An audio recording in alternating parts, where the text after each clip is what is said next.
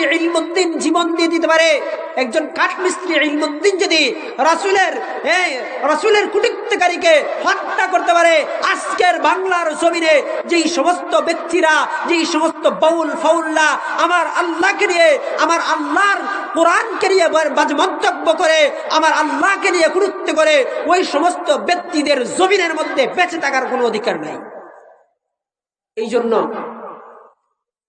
আমাদের সামনে যিনি কোন বেঈমান, কোন কাফির, কোন মুসলমানও যদি আমার আল্লাহকে নিয়ে কটূক্তি করে, জেনে বুঝে, না জেনে যদি করে তাহলে এটা ভিন্ন কথা, কিন্তু জেনে বুঝে যদি আল্লাহ তাআলাকে নিয়ে কটূক্তি করে তাহলে আমার উচিত হলো সাথে সাথে তার গর্দান উড়িয়ে দাও, কারণ এটা আমার অধিকার। আমার আল্লাহ আমাকে এই অধিকার দিয়েছেন। আল্লাহ তাআলা বলেছেন আমার জান মাল আল্লাহর জন্য, জিহাদ করতে হবে কার বিরুদ্ধে? আমার আল্লাহকে গালি দিবে, যেই মালিক আমাকে খাওয়ায়, যেই মালিক আমাকে ফেলেন, যেই মালিক আমার জীবনের সমস্ত দায় দায়িত্ব দিয়েছেন, ওই মালিককে নিয়ে কটূক্তি করবে, ওই মালিকের বিরুদ্ধে চক্রান্ত করবে, ওই মালিককে নিয়ে উপহাস করবে, এই সমস্ত বাউল ফাউলদের জমিনে থাকার অধিকার নাই। এই জমিন আল্লাহ, এই জমিন আল্লাহর, এই জমিন কোনো মানুষের নয়, এই জমিন কোনো কাফেরের নয়, এই জমিন কোনো বাউলের নয়, এই জমিন কোনো ফাউলের নয়, বরং এই জমিন হলো আল্লাহর। এই জমিনের মধ্যে একমাত্র আল্লাহর হুকুম বাকি থাকবে, আল্লাহর দ্বীন ইসলাম প্রতিষ্ঠিত থাকবে। এই জমিনে থাকতে চাইলে বারাটিয়া হিসেবে থাকবা, বারাটিয়া হিসেবে থাকতে চাইলে তোমাকে বারাটিয়া যেইভাবে মালিকের হুকুম ছাড়া অন্য কারো হুকুম মানে না, তোমাকেও আল্লাহ তাআলা এক মালিক, এই মালিকের হুকুম মেনেই দুনিয়ার মধ্যে চলতে হবে। আল্লাহ তাআলার বিরোধিতা করা যাবে না। মালিকের বিরোধিতা করলে যেমন আলহামদুলিল্লাহ নাহমাদুহু ওয়া নাস্তাঈনুহু ওয়া নাস্তাগফিরুহু ওয়া নু'মিনু বিহি ওয়া নাতাওয়াক্কালু আলাইহি ওয়া না'উযু বিল্লাহি মিন শুরুরি আনফুসিনা ওয়া মিন সাইয়্যাতি আ'মালিনা মান ইয়াহদিহিল্লাহু ফালা মুদিল্লা লাহু ওয়া মান ইউদ্লিলহু ফালা হাদিয়া লাহু ونشهد أن لا إله إلا الله وحده لا شريك له ونشهد أن سيدنا وسندنا وحبيبنا وطبيبنا وطبيب قلوبنا ومولانا محمدا عبده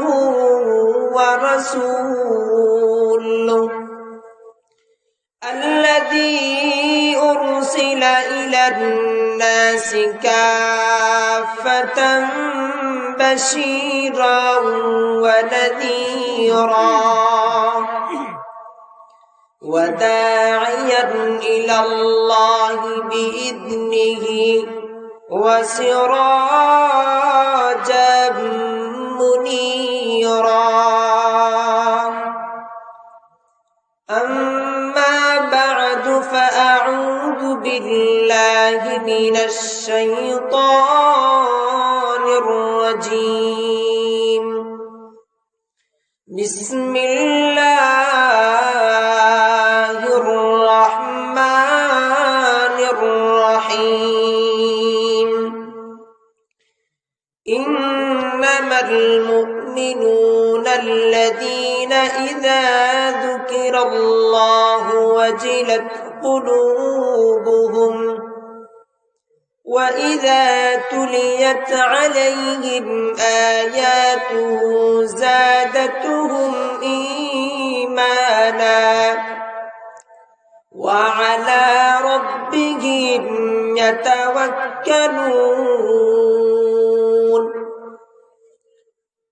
وقال الله تبارك وتعالى في آية أخرى والذين إذا فعلوا فاحشة أو ظلموا أنفسهم ذكروا الله فاستغفروا لذنوبهم ومن يغفر الذنوب إلا الله ولم يصروا على ما فعلوا وهم يعلمون وقال رسول الله صلى الله عليه وسلم عن ابن عباس رضي الله تعالى عنه قال سمعت رسول الله صلى الله عليه وسلم يقول عينان لا تمسهما النار عين بكت من خشية الله آمنت بالله صدق الله في القرآن الكريم وصدق رسوله النبي الحبيب الكريم ونحن على ذلك من الشاهدين والشاكرين والحمد لله رب العالمين जिन खाक पे चलते हैं शहंशाह दो आलम जिन खाक पे चलते हैं शहंशाह दो आलम ओ चश्म का सुरमा है मदीने के गली में ओ चश्म का सुरमा है मदीने के गली में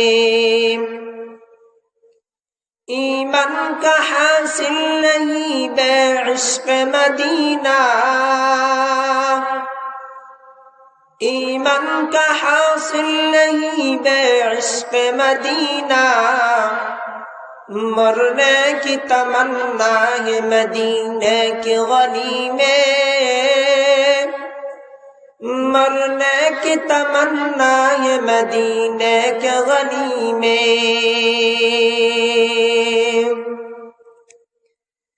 अल्हम्दुलिल्लाह मदरसा मदीनातुल उलूम दारुस सलाम यतीमखाना बनाराई मनसुरनगर राजनगर মৌলভীবাজারের উদ্যোগে আয়োজিত ৪৫তম বার্ষিকী ওয়াজ মাহফিলের আজকের সভাপতি হযরতুল আল্লাম হযরত মাওলানা শেখ সাইদুর রহমান সাহেব পীর সাহেব বরুণা, এছাড়াও প্রধান অতিথি হযরত মাওলানা হাফেজ মুফতি আশিক আলাহি সাহেব, এছাড়াও অনেক উলামায়ে কেরামরা আপনাদের সামনে আলোচনা করেছেন। যে আলোচনাগুলো করেছেন আমরা যদি এই আলোচনাগুলোর উপরে আমল করে নিজের জীবনে এইগুলোকে বাস্তবায়ন করতে পারি, তাহলে আজকের এই আয়োজন, আজকের এই ওয়াজ আমাদের নাজাতের জন্য যথেষ্ট হয়ে যাবে ইনশাআল্লাহ। আমি আপনাদের সামনে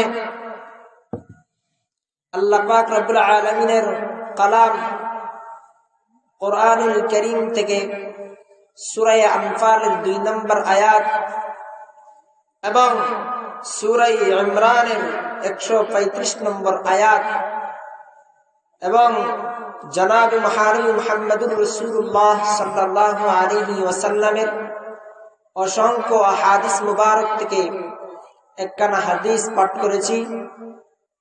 আল্লাহ পাক রব্বুল আলামিন যদি এই আয়াত এবং হাদিসের উপরে মুমিনের গুণাবলী সম্পর্কে কিছু আলোচনা করার তৌফিক দান করেন, তাহলে অল্প কিছু আলোচনা করে বিদায় নিব। মা তৌফিকি ইল্লা বিল্লাহ।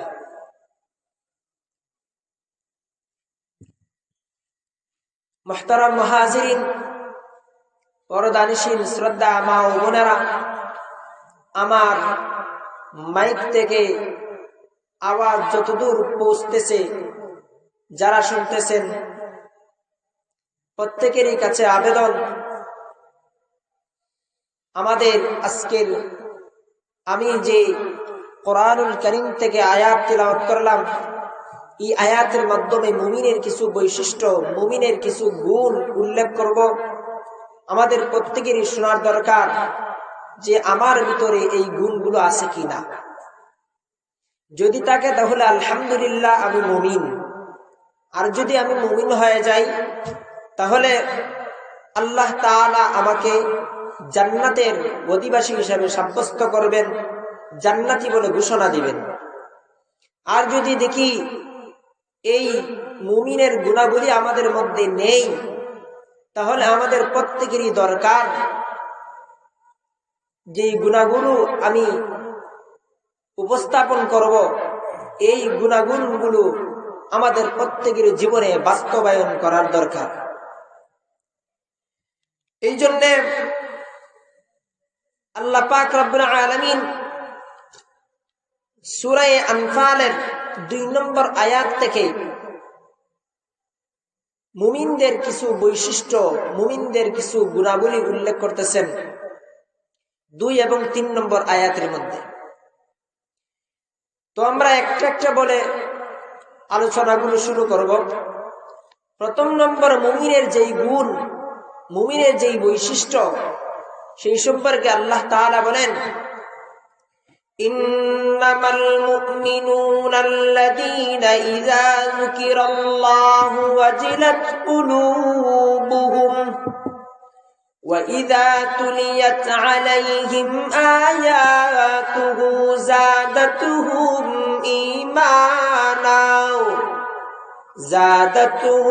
ঈমানা ওয়া আলা রাব্বিহিম ইয়াতাওয়াক্কালুন আল্লাযীনা ইউকিমুনাস সালাতা ওয়া মিম্মা রাযাকনাহুম ইউনফিকুন।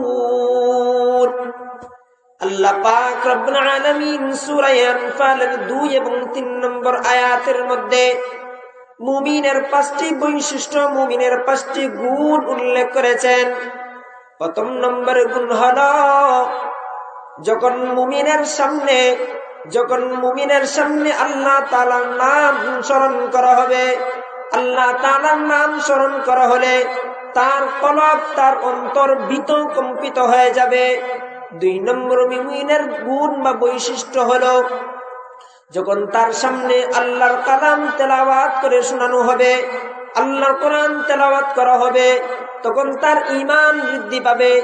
3 নম্বর মুমিনের বৈশিষ্ট্য হলো তারা সর্বদাই আল্লাহ তাআলার প্রতি তাওয়াক্কুলকারী হবে, আল্লাহ তাআলার প্রতি বিশ্বাস স্থাপনকারীর সাথে আল্লাহ তাআলার উপরে সব কিছুর ক্ষেত্রে ভরসা করবে।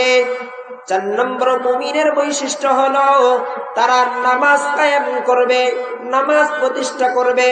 5 নম্বরে মুমিনের বৈশিষ্ট্য হলো আল্লাহ তাআলার প্রদত্ত দেওয়া মাল থেকে তারা আল্লাহর রাস্তায় খরচ করবে। এই হলো মুমিনের 5টি বৈশিষ্ট্য। এখন বিস্তারিত মুমিনের 5টি বৈশিষ্ট্য সম্পর্কে আলোচনা করব। প্রথমে যেই গুণ আল্লাহ তাআলা বলেন, ইন্নামাল মুমিনুন আল্লাযীনা ইযা যুকিরাল্লাহু ওয়াজিলাত কুলুবুহুম। আল্লাহ তাআলা বলেন মুমিন তো তারাই যাদের সামনে, যাদের কাছে আল্লাহর নাম স্মরণ করা হলে তাদের অন্তর কম্পিত হয়ে ওঠে।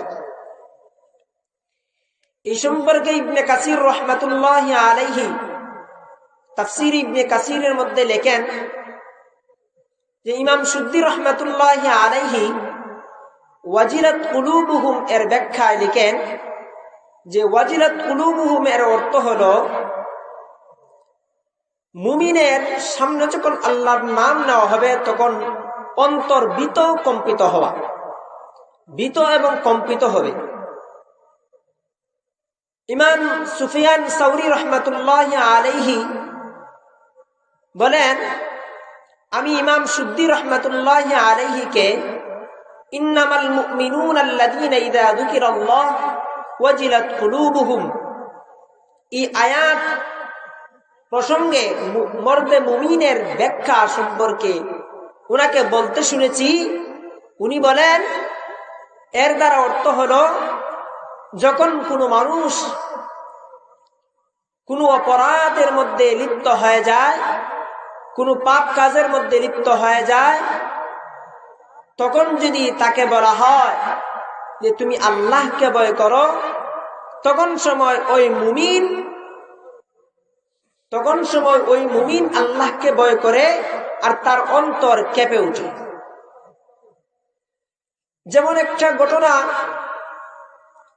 হয়তো সালাবাতুল আনসারী রাদিয়াল্লাহু তাআলা আনহু এবং হয়তো সাঈদ ইবনে আব্দুর রহমান রাদিয়াল্লাহু তাআলা আনহুর মধ্যে হয়েছিল। তাবুক যুদ্ধের সময় সাঈদ ইবনে আব্দুর রহমান এবং সালাবাতুল আনসারী রাদিয়াল্লাহু তাআলা আনহুমা, ওনারা দুজন ভাতৃত্ব বন্ধনে আবদ্ধ ছিলেন। পরে যে কোনো এক কারণে সাঈদ ইবনে আব্দুর রহমান রাদিয়াল্লাহু তাআলা আনহু যুদ্ধের অনুমতি পান, আর সালাবাতুল আনসারী রাদিয়াল্লাহু তাআলা আনহু সাঈদ ইবনে আব্দুর রহমান রাদিয়াল্লাহু তাআলা আনহুর বাড়ির পাহারাদারির দায়িত্ব পান, অর্থাৎ উনার বাড়ির যাবতীয় প্রয়োজন মিটানোর দায়িত্ব পান। একবার সালাবাতুল আনসারী রাদিয়াল্লাহু তাআলা আনহু উনি সাঈদ রাদিয়াল্লাহু তাআলা আনহুর বাড়িতে গেলেন। যাওয়ার পরে উনার স্ত্রীকে দেখে, সাঈদ রাদিয়াল্লাহু তাআলা আনহুর স্ত্রীকে দেখে উনাকে শয়তানে প্ররোচনা দিয়ে দিল, যার কারণে উনি সাঈদ রাদিয়াল্লাহু তাআলা আনহুর স্ত্রী হাতে ধরে নিলেন। ধরার সাথে সাথে সাঈদ ইবনে আব্দুর রহমান রাদিয়াল্লাহু তাআলা আনহুর স্ত্রী বললেন, এরে সালাবা, তোমার কি জাহান্নামের ভয় হয় না? তোমার কি আল্লাহর কথা ভয় হয় না? এই কথা বলার সাথে সাথে হয়তো সালাবাতুল আনসারী রাদিয়াল্লাহু তাআলা আনহু সাথে সাথে উনার হাত ছেড়ে দিয়ে দৌড়াইতে লাগলেন আর বলতে লাগলেন, আল্লাহ তুমি গফফার, আল্লাহ তুমি গফফার বলে বলে দৌড়াইতে লাগলেন। এর লম্বা ঘটনা, আমি ওই দিকে যাব না, শুধু এতটুকুই বললাম যে ইমাম সুদ্দি রহমাতুল্লাহ আলাইহি বলেছেন যে মুমিনের এই যে একটা গুণ, যে মুমিন যখন কোনো পাপ কাজে লিপ্ত হতে চায়, কোনো খারাপ কাজের মধ্যে লিপ্ত হতে চায়, তখন তাকে যখন বলা হয় যে তুমি আল্লাহকে ভয় করো, তখন সে ওই কাজ থেকে বিরত থাকে বা আল্লাহকে ভয় করে। যেমন হযরত সালাবাতুল আনসারী রাদিয়াল্লাহু তাআলা আনহু সাথে সাথে ওই পাপ কাজ থেকে বিরত হয়ে গেলেন, কেননা ওই মহিলা সাঈদ রাদিয়াল্লাহু তাআলা আনহুর স্ত্রী বলেছিলেন, তুমি এই আল্লাহকে ভয় করো, জাহান্নামের ভয় করো, জাহান্নামের আগুনের কথা কি মনে হয় না? এইগুলো বলার সাথে সাথে উনি ওনার হাত ছেড়ে দিয়েছিলেন, কারণ উনি ছিলেন একজন সাহাবী মুমিন, কিন্তু শয়তান প্ররোচনা দিয়ে দিয়েছিল। এই জন্য আল্লাহ পাক রব্বুল আলামিন সূরা ইমরানের 135 নম্বর আয়াতের মধ্যে বলেন, والذين إذا فعلوا فاحشة أو ظلموا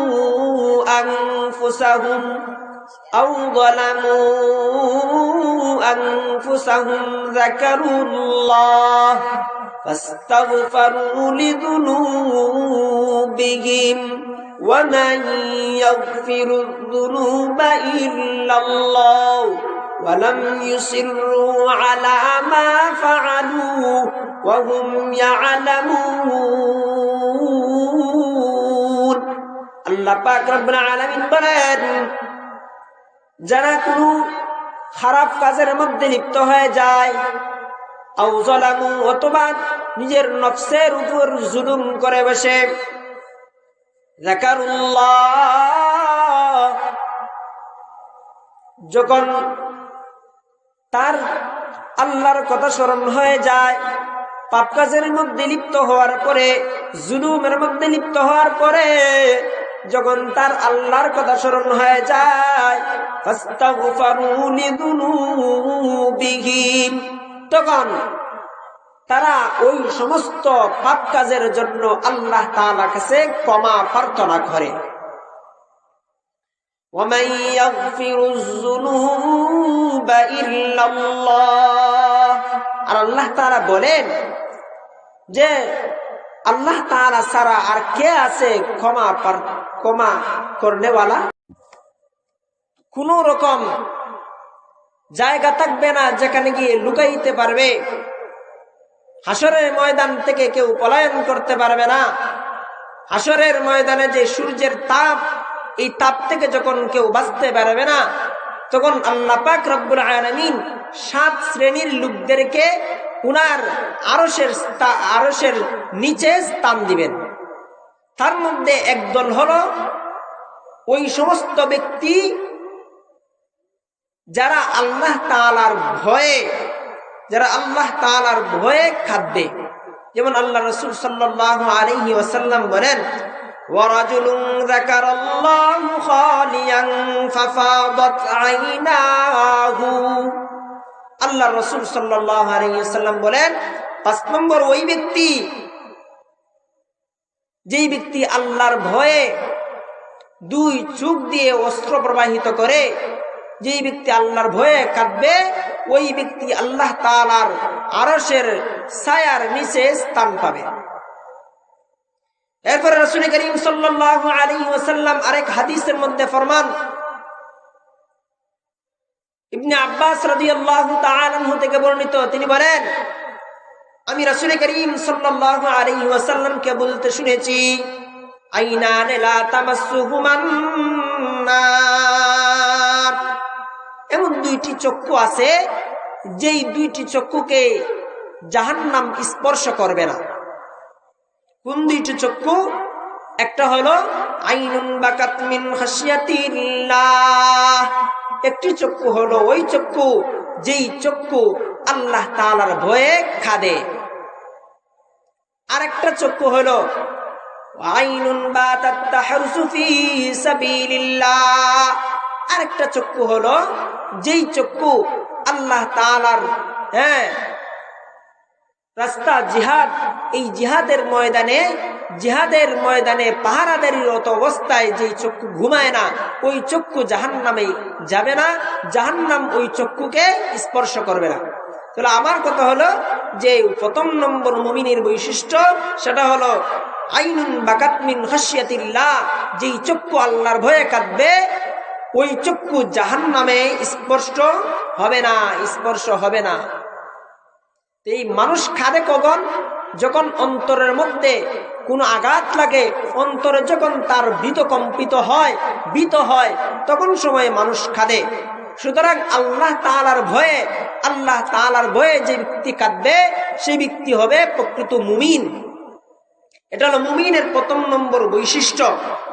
এরপরে আরেক হাদিসের মধ্যে জনাব মুহাম্মদুর রাসূলুল্লাহ সাল্লাল্লাহু আলাইহি ওয়াসাল্লাম বলেন, লা ইয়ালিজুন নার রাজুলুন বাকা মিন খাশিয়াতিল্লাহ, রাসূল করিম সাল্লাল্লাহু আলাইহি ওয়াসাল্লাম ওই হাদিসের মধ্যে বলেন, যে ব্যক্তি আল্লাহর ভয়ে কাঁদবে সে জাহান্নামে যাবে না, সে জান্নাতে যাবে, সে জাহান্নামে যাবে না, জাহান্নাম তাকে স্পর্শ করবে না। তাহলে এই মুমিনের বৈশিষ্ট্য, 1 নম্বর বৈশিষ্ট্য সেটা হলো আল্লাহর ভয়ে যেই ব্যক্তি কাঁদবে, অথবা তার সামনে যখন আল্লাহর নাম নেওয়া হবে, সে অপরাধরত অবস্থায় যদি তার কানের মধ্যে আল্লাহর নাম চলে আসে, তখন সাথে সাথে তার অন্তর ভীত কম্পিত হবে, ডরে ভয়ে আল্লাহর ভয়ে সে অপরাধ ছেড়ে দিবে, গুনার কাজ ছেড়ে দিয়ে আল্লাহ তাআলার পথে অগ্রসর হবে। তাহলে এই সমস্ত হাদিসগুলো এবং আয়াত থেকে পাইলাম কি, এই যে 1 নম্বর মুমিনের বৈশিষ্ট্য, সেটা হলো অন্তরের সাথে সম্পর্কিত। কিসের সাথে সম্পর্কিত? অন্তরের সাথে, কলবের সাথে সম্পর্কিত। কলবের সাথে এই বিষয়টা, মুমিনের প্রথম নম্বর গুণটা সম্পর্কিত। এই জন্যে রাসূল করিম সাল্লাল্লাহু আলাইহি ওয়াসাল্লাম লম্বা এক হাদিসের মধ্যে ফরমান, বুখারী শরীফের মধ্যে আসছে, আল্লাহ রাসূল বলেন, আলা ওয়া ইন্না ফিল জাসাদি মুদগাতান ইদা সালাহাত সালাহাল জাসাদ ওয়া ইদা ফাসাদাত ফাসাদাল জাসাদ কুল্লুহু। রাসূল করিম সাল্লাল্লাহু আলাইহি ওয়াসাল্লাম এই হাদিসের মধ্যে ফরমান যে আলা ওয়া ইন্না ফিল জাসাদি মুদগাতান, জেনে রাখো শরীরের মধ্যে একটা মাংসের টুকরা আছে, ইদা সালাহাত সালাহাল জাসাদু কুল্লুহু, যখন ওই মাংসের টুকরাটা সুস্থ থাকে, সবল থাকে, ভালো থাকে, ঠিক থাকে, তখন তার সারা শরীর ঠিক থাকে। ওয়াইদা ফাসাদাত ফাসাদাল জাসাদু কুল্লুহু, আর যখন ওই মাংসের টুকরাটা নষ্ট হয়ে যায়, ওই মাংসের টুকরাটা নষ্ট হয়ে যায়, পচন ধরে যায়, তখন তার সারা শরীরই নষ্ট হয়ে যায়। এরপর আল্লাহ রাসূল বলেন, আলা ওয়াহিয়াল কলব, যেটা শুনে রাখো সেই মাংসের টুকরাটি হলো কলব বা অন্তর। তাহলে অন্তর যদি পরিশুদ্ধ হয়, অন্তর যদি ঠিক থাকে, তাহলে তার সারা শরীরের মাধ্যমে যেই নেক আমলগুলো করা হবে, ওই নেক আমলগুলো ঠিক হবে। আর যদি এই অন্তর ঠিক না থাকে, অন্তর ভালো না থাকে, কলব ভালো না থাকে, তাহলে মানুষ যতই নেক আমল করুক, যতই নামাজ পড়ুক, যতই রোজা রাখুক, যতই আল্লাহ তাআলার রাস্তায় ব্যয় করুক, কোনো কিছুই কাজে আসবে না, কারণ তার কলব ঠিক নাই, তার অন্তর ঠিক নাই। এই জন্য জনাব মুহারবি মুহাম্মদুর রাসূলুল্লাহ সাল্লাল্লাহু আলাইহি ওয়াসাল্লাম এই কলব সম্পর্কে রাসূল বলেছেন, এই কলবটা হলো পরিবর্তনশীল। আল্লাহ রাসূল সাহাবায়ে কেরামদেরকে লক্ষ্য করে বলেছেন যে আল্লাহ তাআলা কুদরতি দুইটা আঙ্গুলের মধ্যখানে থাকে এই কলব, যখন চান আল্লাহ তাআলা পরিবর্তন করে দেন। এই জন্য আল্লাহর পয়গম্বর সাল্লাল্লাহু আলাইহি ওয়াসাল্লাম স্বয়ং নিজে আল্লাহ তাআলার কাছে দোয়া করতেন, আল্লাহুম্মা ইয়া মুসাররিফাল কুলুব সররিফ কুলুবানা আলা তাআতিক। রাসূল করিম সাল্লাল্লাহু আলাইহি ওয়াসাল্লাম বলতেন, হে অন্তর ঘুরিয়ে দেনেওয়ালা আল্লাহ, আপনি আমাদের অন্তরগুলোকে আপনার তাআত, আপনার আনুগত্যের দিকে ঘুরিয়ে দিন। কেন বলতেন? এই অন্তর হলো পরিবর্তনশীল, কলব হলো পরিবর্তনশীল। এই অন্তর যদি ঠিক না থাকে, তাহলে আমার নেক আমল কোনো কিছুই কাজে আসবে না। আরেক হাদিসের মধ্যে আল্লাহ রাসূল বলেন, ইয়া মুকাল্লিবাল কুলুব সাব্বিত কলবি আলা দীনিক। আল্লাহ রাসূল সাল্লাল্লাহু আলাইহি ওয়াসাল্লাম এই হাদিসের মধ্যে বলেন, ইয়া মুকাল্লিবাল কুলুব, ইয়া মুকাল্লিবাল কুলুব, হে অন্তর পরিবর্তনকারী আল্লাহ, আপনি আমাদের অন্তরকে আপনার দ্বীনের উপর অটল অবিচল মজবুত করে রাখেন, মজবুত রাখেন। এই সমস্ত দোয়াগুলো আল্লাহ তাআলা পয়গম্বর সাল্লাল্লাহু আলাইহি ওয়াসাল্লাম করতেন বেশি বেশি। কেন? অন্তর ঠিক থাকার জন্য। জনাব মুহাম্মদ মুহাম্মদুর রাসূলুল্লাহ সাল্লাল্লাহু আলাইহি ওয়াসাল্লাম যদি দোয়া করতে পারেন, তাহলে আমাদের তো আরো বেশি বেশি করা দরকার। এই জন্য আল্লাহ তাআলা কোরআনের মাধ্যমে আমাদেরকে শিখিয়ে দিয়েছেন, আল্লাহর রাসূল আমাদেরকে শিখিয়ে দিয়েছেন এই কলব সম্পর্কে দোয়া করার জন্য। আল্লাহ তাআলা বলেন, রব্বানা লা তুযিগ কুলুবানা বা'দা ইয হাদাইতানা। আল্লাহ তাআলা আমাদেরকে শিখিয়ে দিয়েছেন যে তোমরা বলো, রব্বানা, হে আমাদের রব, লা তুযিগ কুলুবানা, আপনি আমাদের অন্তরকে বক্র করিয়ে দিয়েন না, বা'দা ইয হাদাইতানা, হেদায়েতের পর।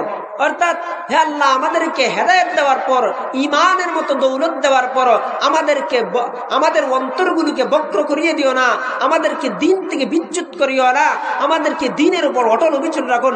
এইভাবে প্রত্যেকে আমাদের দোয়া করা দরকার। প্রত্যেক নামাজের পরে, প্রত্যেক সময় আল্লাহ তাআলার কাছে এই কলবটাকে পরিশুদ্ধ করার জন্য বেশি বেশি করে দোয়া করার দরকার।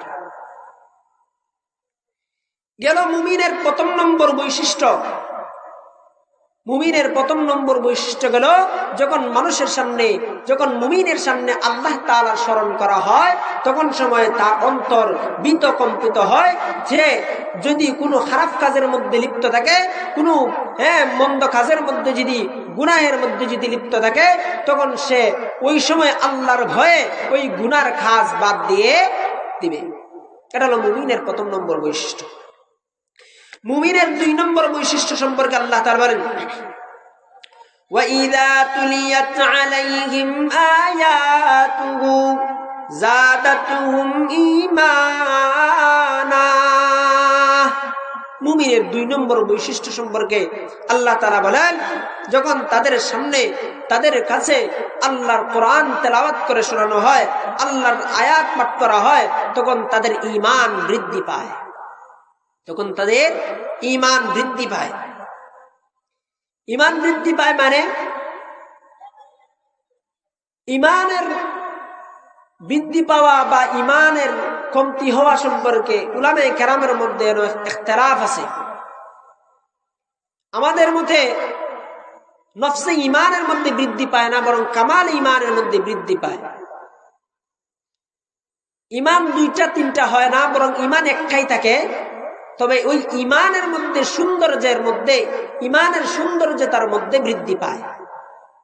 যেমন একটা ফিলার, প্রথমে মিস্ত্রিরা, কন্ট্রাক্টররা, রাজমিস্ত্রিরা একটা ফিলার উঠায়, ওইটা হলো আসল। এরপরে তার উপরে সিমেন্ট লাগায়, তার উপরে রং লাগায়, বা তার উপরে আরো টাইলসও লাগায়, মানে একটার পর একটা লাগাইতে থাকে, আর ওই ফিলারের সৌন্দর্য বাড়তে থাকে। ঠিক তদ্রুপ ভাবে মানুষ যখন লা ইলাহা ইল্লাল্লাহ মুহাম্মাদুর রাসূলুল্লাহ এই কালিমা পাঠ করলো বা ঈমান আনলো, তখন সময় সে একটা ফিলার, ওই যে ফিলার গাচ্ছে, ওই ফিলারের মতো সে গাঁথলো এই ঈমানটাকে। এরপরে তার ঈমানকে বৃদ্ধি করবে কিভাবে, ঈমানের সৌন্দর্যতার মধ্যে বৃদ্ধি করবে কিভাবে, সেটা হলো যে আমলের মাধ্যমে। সে যত আমল বেশি বেশি করবে, যত মশলা বেশি লাগাইবে, অর্থাৎ আমল বেশি করবে, তখন তার ঈমানের মধ্যে সৌন্দর্যতা বৃদ্ধি পাবে, ঈমানের মধ্যেই তার ঝলক মলক করতে থাকবে, যেমনই ভাবে একটা ফিলারের মধ্যে রং লাগাইলে ঝলকাইতে থাকে। এটাই হলো ঈমানের বৃদ্ধি পাওয়া। আর ঈমানের মধ্যে কমতি হওয়া মানে কি? ঈমানের মধ্যে কমতি হওয়া মানে হলো গুনার দিকে ধাবিত হওয়া। মানুষ যখন গুনার দিকে ধাবিত হয়, গুনাহ করতে থাকে, তখন সময় ওই ঈমান দুর্বল হতে থাকে। দুর্বল হতে হতে এক সময় ওই ঈমান নিঃশেষ হয়ে যায়।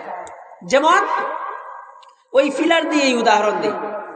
ফিলার যদি, একটা ফিলারকে যদি দাঁড় করে রাইখা দেয়, ওই ফিলারের কোনো যত্ন নেয় না, মায় মশলা লাগায় না, এমনিতেই রোদের মধ্যে রাইখা দিছে, বৃষ্টি পরে, রোদ পরে, এক সময় দেখা যাবে ওই ফিলারটা ধীরে ধীরে ময়লা পড়তে পড়তে এক সময় দেখা যাবে ওই ফিলারের টেম্পার শেষ হয়ে যাবে, ফিলার ভেঙে চুরমার হয়ে যাবে।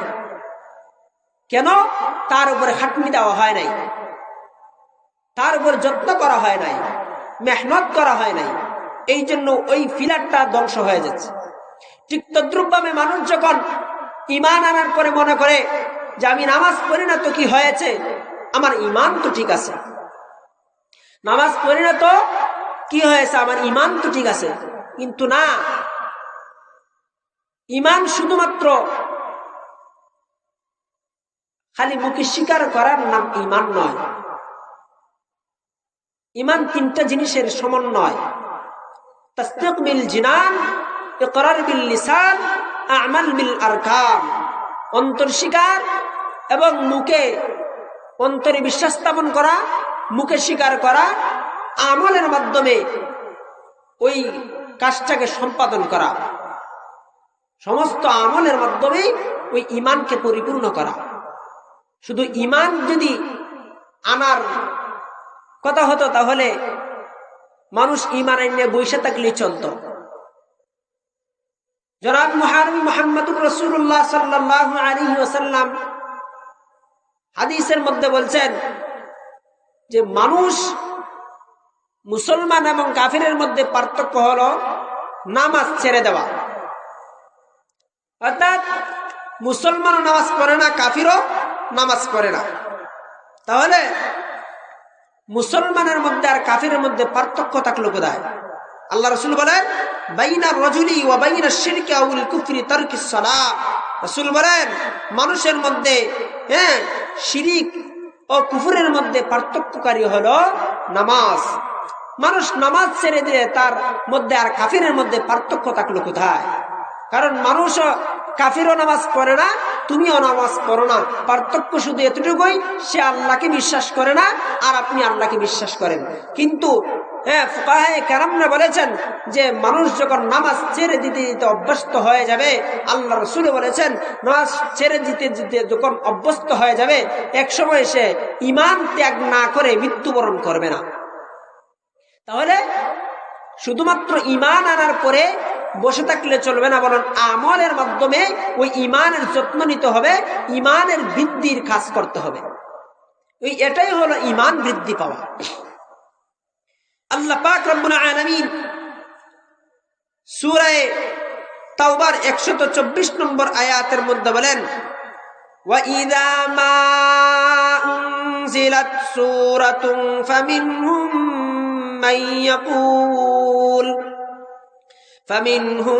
মান ইয়াকুলু আইয়ুকুম যাদাতহু হাদিহি ঈমানা فَأَمَّا الَّذِينَ آمَنُوا فَزَادَتْهُمْ إِيمَانًا وَهُمْ يَسْتَبْشِرُونَ।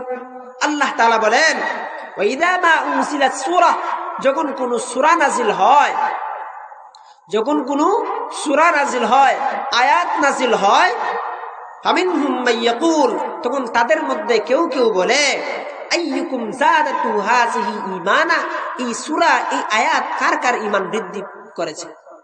সাহাবায়ে কেরামের জামানায় যখন কোনো সূরা নাজিল হইতো, যখন কোনো আয়াত নাজিল হইতো, তখন সাহাবায়ে কেরামরা একে অপরকে জিজ্ঞেস করতেন যে এই আয়াতের মাধ্যমে, এই আয়াত নাজিল হওয়ার কারণে কার ঈমান বৃদ্ধি পেয়েছে। আল্লাহ তাআলা বলেন ফাআম্মাল্লাযীনা আমানু ফাযাদাতুহুম ঈমানা। আল্লাহ তাআলা বলেন সুতরাং যাদের ঈমান আছে, যারা মুমিন, তাদের ঈমান বৃদ্ধি করে ওই আয়াত, যে আয়াত নাজিল হয়, যে সূরা নাজিল হয়, ওই সূরা বা ওই আয়াত ওই মানুষের মুমিনের ঈমানকে বৃদ্ধি করে। ওয়াহুম ইয়াস্তাবশিরুন, আর তাদের জন্য কি সুসংবাদ। এই জন্য মুমিনের 2 নম্বর বৈশিষ্ট্য হলো মুমিনের সামনে কোরআন তেলাওয়াত করা হলে মুমিনের ঈমানগুলোকে বৃদ্ধি পায়, ঈমান সতেজ হয়, ঈমান মজবুত হয়, আল্লাহর দিকে মানুষের মন ধাবিত হয়। এই জন্য আমি মুমিন না সেটা জানার জন্য আমাদেরকে দেখতে হবে কোরআনুল কারীম তেলাওয়াত করা হলে আমার মজা লাগে না বিরক্ত লাগে। যদি আমার কোরআনুল কারীম শোনার কারণে মজা লাগে, তাহলে বুঝতে হবে আমার ঈমান বৃদ্ধি পাচ্ছে, আমার ঈমান বৃদ্ধি পাচ্ছে, আমি মুমিনের অন্তর্ভুক্ত হতে যাচ্ছি। আর যদি দেখি যে না, আমার কোরআন শুনলে আমার বিরক্ত লাগে, আমার ভালো লাগে না, আমার খারাপ লাগে, তখন সব বুঝতে হবে আমার ঈমান বৃদ্ধি হচ্ছে না, বরং আমার ঈমান আরো নিস্তেজ হচ্ছে। এমনকি মন্দ কাজ, মন্দ গুনাহ, যেমন গান বাজনা শুনলে যদি আমার মনে হয় যে এটা আমার মজা লাগতেছে, এটা শোনায় ভালো, তাহলে বুঝতে হবে আপনার ঈমান ধীরে ধীরে কমতেছে, আপনার ঈমানের সৌন্দর্যতার মধ্যে কমতেছে।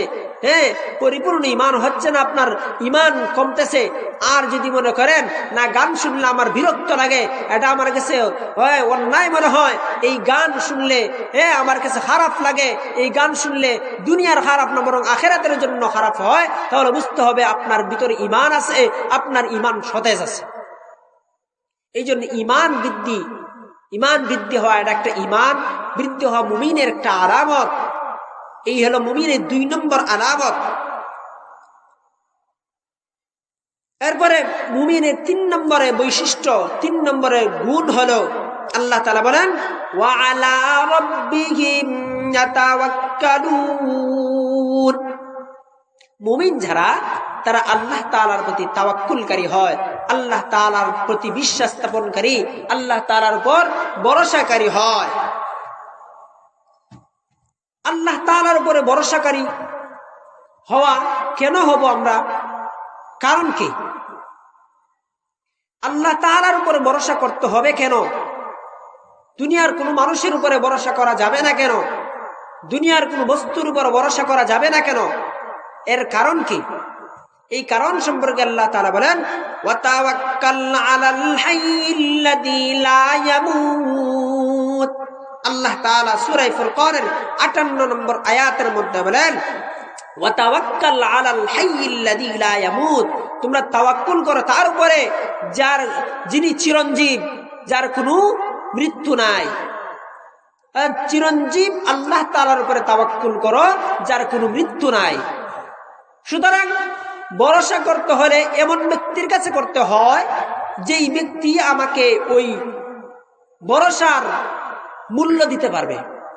যেমন জমিনের মধ্যে আমরা বসবাস করি, গ্রাম অঞ্চলে বসবাস করি, গ্রাম অঞ্চলে যদি কোনো মারামারি হয়, কোনো দ্বন্দ্ব হয়, তখন সময় মানুষ খুঁজে এমন ব্যক্তিকে যেই ব্যক্তির কাছে গেলে তার ওই বিষয়ের সমাধান হয়। কোন মানুষ যদি একজন আরেকজনের উপর জুলুম করে, তাহলে মাজলুম ব্যক্তি দৌড়ায় যায় এমন ব্যক্তির কাছে, যেই ব্যক্তির কাছে গেলে পরে ওই ব্যক্তি তার ওই বিচার আইনে দিতে পারবে। সুতরাং তাওয়াক্কুল করতে হবে এমন ব্যক্তির কাছে, যেই ব্যক্তির কাছে তাওয়াক্কুল করলে কোনোদিন ফিরিয়ে দিবে না, কোনোদিন আমার ওই ভরসার বাদ ভেঙে দিবে না। সেটা হলো একটা স্থান, সেটা হলো আল্লাহর স্থান। কারণ মানুষ মরণশীল, মানুষের উপরে তাওয়াক্কুল তুমি কতদিন করবা? তুমি সন্তান তোমার বাবার উপরে তাওয়াক্কুল করে যদি বসে থাকো, বলে আমি কোনো কাজকর্ম করব না, আমি কোনো রুজি রোজগার করব না, আমার বাবার টাকা পয়সা আছে, আমার বাবার টাকা পয়সা দিয়ে আমি জীবন চালিয়ে দেব, তাহলে দেখবেন এক সময় আপনার বাবাও নাই জমিনে, আপনার বাবার যেই সম্পত্তি ছিল ওই সম্পত্তিও আপনার থাকবে না। তাহলে মানুষের উপরে ভরসা করা যায় না, মানুষের উপরে নির্ভর করা যায় না, বরং নির্ভর করতে হবে এমন ব্যক্তির কাছে যার কাছ থেকে আমি সর্বদা পেতেই পারবো। কোনোদিন ওই ব্যক্তি আটকাত করবে না, আমাকে দেওয়ার জন্য সংকুচিত হবে না, আমাকে দেওয়ার জন্য সংকীর্ণতা করবে না। এমন ব্যক্তির উপরেই আমার তাওয়াক্কুল করা আবশ্যক। যেমন তিনি হলেন আল্লাহ। আল্লাহ এমন এক মাবুদ, এমন এক খালিক, এমন এক রাজ্জাক, জি আল্লাহ পাক রব্বুল আলামিনের কাছে যত চাইবেন ততই পাইবেন, আল্লাহ তাআলার কাছে যা চাইবেন তাই পাবেন। এটা হলো মুমিনের 3 নম্বর বৈশিষ্ট্য। মুমিন সর্বদা আল্লাহ তাআলার উপর তাওয়াক্কুল করবে, ভরসা করবে, দুনিয়ার কোনো কিছুর উপরে ভরসা করবে না। দুনিয়ার জিনিস তো সবকিছু ধ্বংসশীল, সবকিছু ক্ষণস্থায়ী, একমাত্র চিরস্থায়ী হলেন আল্লাহ। এই জন্য আল্লাহ তাআলা বলেন, ওয়া তাওয়াক্কাল আলাল হাইয়্যিল্লাযী লা ইয়ামুত। তোমরা চিরঞ্জীব আল্লাহ তাআলার উপরে তাওয়াক্কুল করো, ভরসা করো, যার কোনো মৃত্যু নাই। তাহলে তাওয়াক্কুল করতে হবে আল্লাহ তাআলার উপর।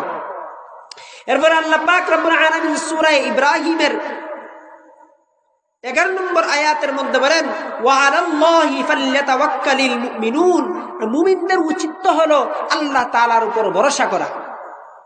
মুমিনের উচিত আল্লাহ তাআলার উপর ভরসা করা। কাফির মুশরিকরা তো আল্লাহর উপর ভরসা করে না। বেঈমান ফাসিক ফুজ্জাররা আল্লাহর উপর ভরসা করে না।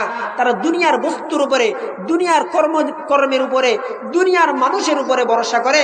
দুনিয়ার মানুষের উপরে ভরসা করার কারণে অনেক সময় দেখা যায় যে ওই ব্যক্তি এমন ভাবে প্রতারিত হয় যে তার ওই দুঃখের আর কোনো সীমা থাকে না।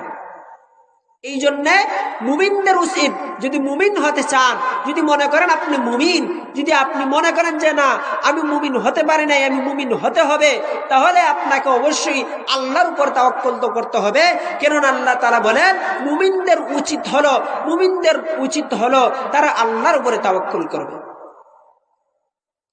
এবারে আল্লাহ পাক রব্বুল আলামিন সূরা তালাকের 3 নম্বর আয়াতের মধ্যে বলেন, ওয়া মান ইয়াতাওয়াক্কাল আলাল্লাহি ফাহুয়া হাসবুহ। আল্লাহ তাআলা বলেন, ওয়া মান ইয়াতাওয়াক্কাল আলাল্লাহ, যে ব্যক্তি আল্লাহ তাআলার উপর তাওয়াক্কুল করবে, আল্লাহ তাআলার প্রতি বিশ্বাস স্থাপন করার কারণে সে আল্লাহ তাআলার উপরে ভরসা করবে, আল্লাহ তাআলা বলেন ফাহু হাসবু, তার জন্য তিনিই যথেষ্ট। আল্লাহ তাআলা তার জন্য যথেষ্ট। যে আল্লাহ আমাদেরকে প্রতিশ্রুতি দিয়েছেন যে তাওয়াক্কুল যদি আমরা আল্লাহ তাআলার উপরে করি, আমরা যদি আল্লাহ তাআলার উপরে ভরসা করি, তাহলে আল্লাহ তাআলা আমাদের জন্য যথেষ্ট, আল্লাহ তাআলা আমাদের জন্য যথেষ্ট, আল্লাহ তাআলা আমাদের জন্য যথেষ্ট। দুনিয়ার কোনো জিনিসের প্রয়োজন নাই। জনাবে মহানবী মুহাম্মদুর রাসূলুল্লাহ সাল্লাল্লাহু আলাইহি ওয়াসাল্লাম হাদিসের মধ্যে ফরমান, লাউ আন্নাকুম কুনতুম তাওয়াক্কালুনা আলাল্লাহ হাক্কা তাওয়াক্কুলিহি লারুযিকতুম কামা তুরযাকুত তায়র। আল্লাহর পয়গম্বর সাল্লাল্লাহু আলাইহি সাল্লাম বলেন, যদি তোমরা আল্লাহ তাআলার উপরে ভরসা করতে, হাক্কা তাওয়াক্কুলিহি, প্রকৃতভাবেই যদি আল্লাহ তাআলার উপরে ভরসা করতে, আল্লাহ তাআলার প্রতি নির্ভরশীল হতে, তাহলে কি হতো? লারুযিকতুম কামা তুরযাকুত তায়র, আল্লাহ তাআলা তোমাদেরকে এমন ভাবে রিজিক দিতেন যেমন আল্লাহ তাআলা পাখিদেরকে রিজিক দান করেন। আল্লাহ রাসূল এই হাদিসের মধ্যে ফরমান, লম্বা হাদিস, রাসূল বলেন, কিন্তু তোমরা প্রকৃতভাবে আল্লাহ তাআলার উপর নির্ভরশীল হতে, আল্লাহ তাআলার প্রতি তাওয়াক্কুলকারী হতে, ভরসাকারী হতে, তাহলে আল্লাহ তাআলা তোমাদেরকে এমন ভাবে রিজিক দিতেন যেমন আল্লাহ তাআলা পাখিদেরকে রিজিক দেন। কয়টা পাখি রুজি করে, কয়টা পাখি কাজ করে খায়? আল্লাহ তাআলা ওই সমস্ত পাখিদেরকে কেমন খাওয়া দেন, সকালে খালি পেটে বের হয়, বিকালে ভরা পেটে তার বাসার মধ্যে ফিরে আসে। কিন্তু মানুষ যদি আল্লাহর প্রতি পরিপূর্ণ বিশ্বাস স্থাপনকারী হতো, আল্লাহ তাআলার প্রতি পরিপূর্ণ নির্ভরশীল হতো, তাহলে আল্লাহ তাআলা ওই পাখির মতো মানুষদেরকে খাওয়াইতেন। কিন্তু মানুষ আল্লাহ তাআলার উপরে বিশ্বাস স্থাপন করে না, আল্লাহ তাআলার প্রতি নির্ভরশীল হয় না, যার কারণে আল্লাহ তাআলা খাওয়ান না। খাওয়ান কিন্তু ওইভাবে যেইভাবে খাওয়ানোর দরকার ছিল, আল্লাহ যেইভাবে খাওয়াইতেন বান্দাদেরকে, তাওয়াক্কুল করলে ওইভাবে আল্লাহ তাআলা দেন না। তার রিজিকের মধ্যে, তার তকদিরের মধ্যে যতটুকু আছে ততটুকুই তাকে দেওয়া হয়। এই হাদিসের মধ্যেই আল্লাহ রাসূল সাল্লাল্লাহু আলাইহি সাল্লাম বলেন, দুনিয়ার সমস্ত মানুষ যদি কোনো মানুষের উপকার করতে চায়, কোনো মানুষের সাহায্য করতে চায়, উপকার করতে চায়, তাহলে সে ততটুকুই করতে পারবে। দুনিয়ার সমস্ত মানুষ ততটুকুই তাকে সাহায্য করতে পারবে যতটুকু তার ভাগ্যে আল্লাহ তাআলা লিখে রেখেছেন। আল্লাহ তাআলা যা ভাগ্যে অর্থাৎ তাকদীরের মধ্যে যা লিখে রেখেছেন ততটুকুই সে পাবে। যদিও সমস্ত দুনিয়ার সমস্ত মানুষরা একতাবদ্ধ হয়ে ওই ব্যক্তিকে সাহায্য করতে চায়, ওই ব্যক্তিকে আশ্রয় দিতে চায়, ওই ব্যক্তিকে মালামাল দিতে চায়, ততটুকুই তারা দিতে পারবে যতটুকু আল্লাহ তাআলা তাকদীরের মধ্যে লিখে রেখেছেন। এই হাদিসের শেষে আবার বলেন আল্লাহ রাসূল যে দুনিয়ার সমস্ত মানুষ যদি কোনো মানুষের ক্ষতি করতে চায়, কোনো মানুষের অনিষ্টতা করতে চায়, তাহলে ওই মানুষের ক্ষতি ততটুকুই করতে পারবে যতটুকু আল্লাহ তাআলা তার তাকদীরের মধ্যে, তার ভাগ্যের মধ্যে লিখে রেখেছেন। তাকদীরের মধ্যে যতটুকু লিখে রেখেছেন আল্লাহ, ততটুকুই মানুষ ক্ষতি করতে পারবে, ততটুকু মানুষ উপকার করতে পারে। তাহলে এই তাওয়াক্কুল, এই ভরসা একটা জায়গায় করতে পারো, যেই জায়গাটা কোনোদিন কখনো আমাদেরকে ঠকাবে না, আপনাকে ঠকাবে না, সেই জায়গা হলো আল্লাহ তাআলার দরবার। আল্লাহ তাআলার দরবারে চাইতে দেরি হবে, পাইতে দেরি হবে না। অনেক সময় মানুষ চাওয়ার পরে মনে করে আল্লাহ তাআলা দিকে দেন না, কিন্তু মানুষ তাওয়াক্কুল করে না, পরিপূর্ণভাবে তাওয়াক্কুল করে না। মন থেকে আপনি আল্লাহ তাআলার কাছে চেয়ে দেখেন, নেক আমলের মাধ্যমে আপনি নেক আমল করেন, আল্লাহর প্রতি পরিপূর্ণ আস্থাশীল হন, আল্লাহ তাআলার প্রতি পরিপূর্ণ বিশ্বাস স্থাপনকারী হন, আর আপনি আল্লাহ তাআলার কাছে চান, দেখবেন চাইতে দেরি হবে, আল্লাহ তাআলা দিতে দেরি হবে না।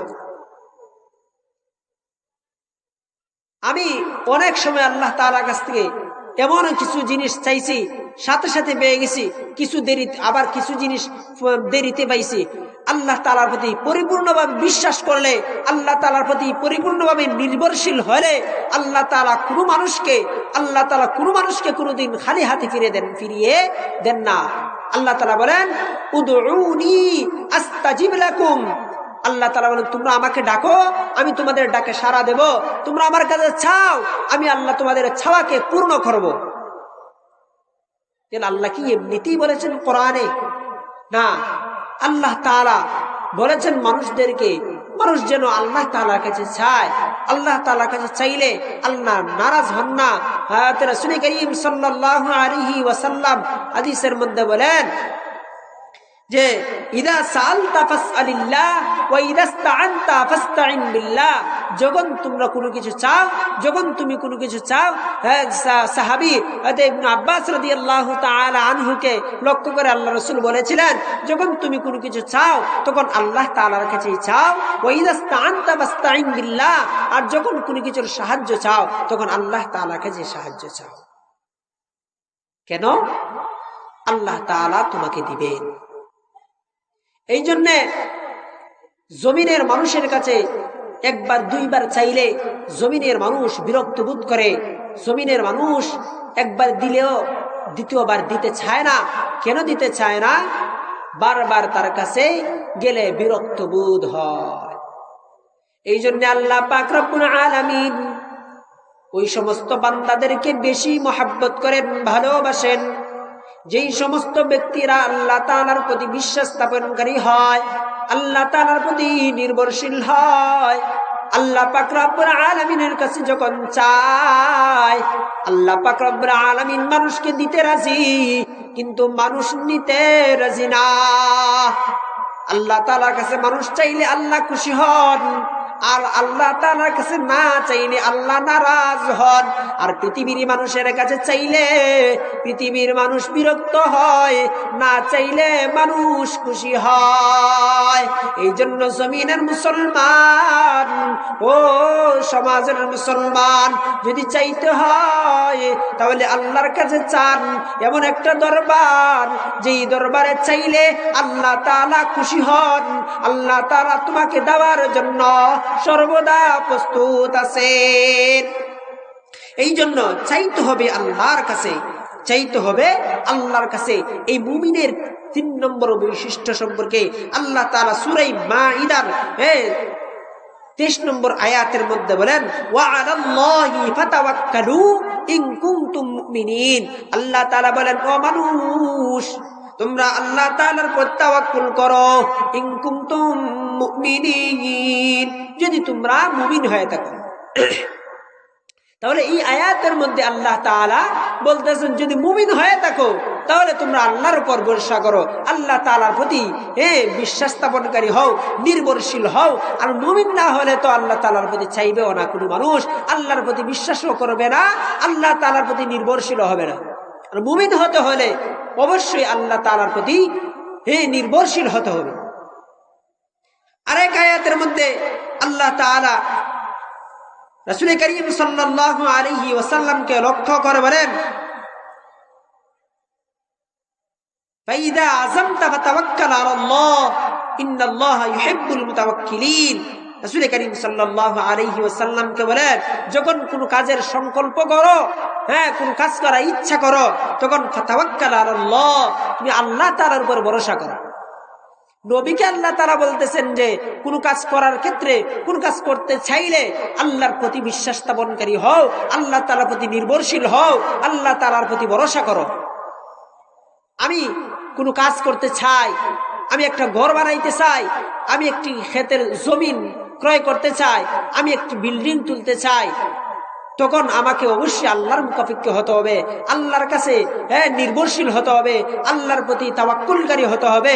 যদি হয় তাহলে আল্লাহ তাআলা বলেন ইন্নাল্লাহা ইউহিব্বুল মুতাওয়াক্কিলিন, আল্লাহ তাআলা তাওয়াক্কুলকারীদেরকে নিশ্চয় কি করেন? মুহাব্বত করেন। আল্লাহর প্রতি বিশ্বাস স্থাপনকারী হলে, আল্লাহর তাআলার উপর নির্ভরশীলকারী হলে অবশ্যই আল্লাহ তাআলা আমাদেরকে সাহায্য করবেন। কোনো কাজ করার ক্ষেত্রে, কোনো কাজ করার আগে যদি আমরা ওই কাজের শুরুতে আল্লাহ তাআলার কাছে সাহায্য চাই, আল্লাহ তাআলার প্রতি তাওয়াক্কুলকারী হয়ে আল্লাহ তাআলার নামে শুরু করি, তাহলে অবশ্যই আল্লাহ পাক রব্বুল আলামিন আমাদের এই তাওয়াক্কুল করার কারণে আমাদেরকে সাহায্য করবেন। এই জন্য মুমিনের 3 নম্বরে যেই বৈশিষ্ট্য, সেটা হলো মুমিন ব্যক্তি সর্বদাই আল্লাহর প্রতি তাওয়াক্কুলকারী হবে, আল্লাহর প্রতি নির্ভরশীল হবে, মুকাফিক্কি হবে, দুনিয়ার কোনো মানুষের প্রতি মুকাফিক্কি হবে না, দুনিয়ার কোনো মানুষকে তোয়াক্কা করবে না, তোয়াক্কা করবে একমাত্র আল্লাহকে, দুনিয়ার কোনো মানুষকে সে কি করবে না, ভয় করবে না। তাহলে গেল মুমিনের 3 নম্বর বৈশিষ্ট্য। এবার মুমিনের 4 নম্বর বৈশিষ্ট্য সম্পর্কে আল্লাহ তাআলা সূরা আনফালের 3 নম্বর আয়াতের মধ্যে বলেন, আল্লাযীনা ইউকিমুনাস সালাহ, যারা নামাজ কায়েম করে তারা হলো মুমিন। প্রকৃত মুমিন তারাই যারা নামাজ কায়েম করে। নামাজ কায়েম করার অর্থ হলো সবাইকে নিয়ে জামাতে নামাজ পড়া, আরেকজনকে নিয়ে জামাতে নামাজ পড়া, আরেকজনকে নিয়ে নামাজ প্রতিষ্ঠা করা। নামাজ প্রতিষ্ঠা একা একা হয় না, বরং আরেকজনকে নিয়ে হয়। নিজে সালাত পড়লেই হবে না, নামাজ পড়লেই হবে না, বরং আরেকজনকে সাথে নিয়ে নামাজ পড়তে হবে। এটা হলো মুমিনের 4 নম্বর বৈশিষ্ট্য, নামাজের গুরুত্ব। নামাজ সম্পর্কে এর আগেও আলোচনা হয়েছে, আমি বেশি আলোচনা করব না, সামান্য কিছু আলোচনা করব। এই নামাজ কত গুরুত্বপূর্ণ আল্লাহ তাআলা সূরা বাকারার 143 নম্বর আয়াতের মধ্যে বলেন, ওমা কানাল্লাহু লিইয়ুযিআ ঈমানাকুম। আল্লাহ তাআলা বলেন, আল্লাহ তিনি এমন নন যে তোমাদের ঈমানকে ধ্বংস করবেন। এখানে ঈমান দ্বারা উদ্দেশ্য হলো নামাজ। এই নামাজকে আল্লাহ তাআলা ঈমান শব্দ দ্বারা উল্লেখ করেছেন। কেন? এই নামাজের গুরুত্ব অনেক বেশি। এই সম্পর্কে আলোচনা আছে যে আল্লাহ তাআলা কিবলামুখী বাইতুল মুকাদ্দাস থেকে ফিরে বাইতুল্লাহর দিকে যখন আল্লাহর পয়গম্বর নামাজ আদায় করেছিলেন, অনেক সাহাবায়ে কেরামরা মনে মনে ভাবছিলেন যে এর আগে যে আমরা নামাজ পড়ছি ওইগুলি মনে হয় নষ্ট হয়ে গেছে, বাদ হয়ে গেছে। ওই পরিপ্রেক্ষিতে আল্লাহ তাআলা এই আয়াত নাজিল করেছিলেন যে তোমাদের ঈমানকে নষ্ট করবে না, মানে তোমাদের নামাজকে, তোমাদের সালাতকে আল্লাহ তাআলা নষ্ট করবেন না। তিনি এমন নয় যে তোমাদের ঈমানকে নষ্ট করবেন। তাহলে এই নামাজ খুবই গুরুত্বপূর্ণ। কেমন গুরুত্বপূর্ণ?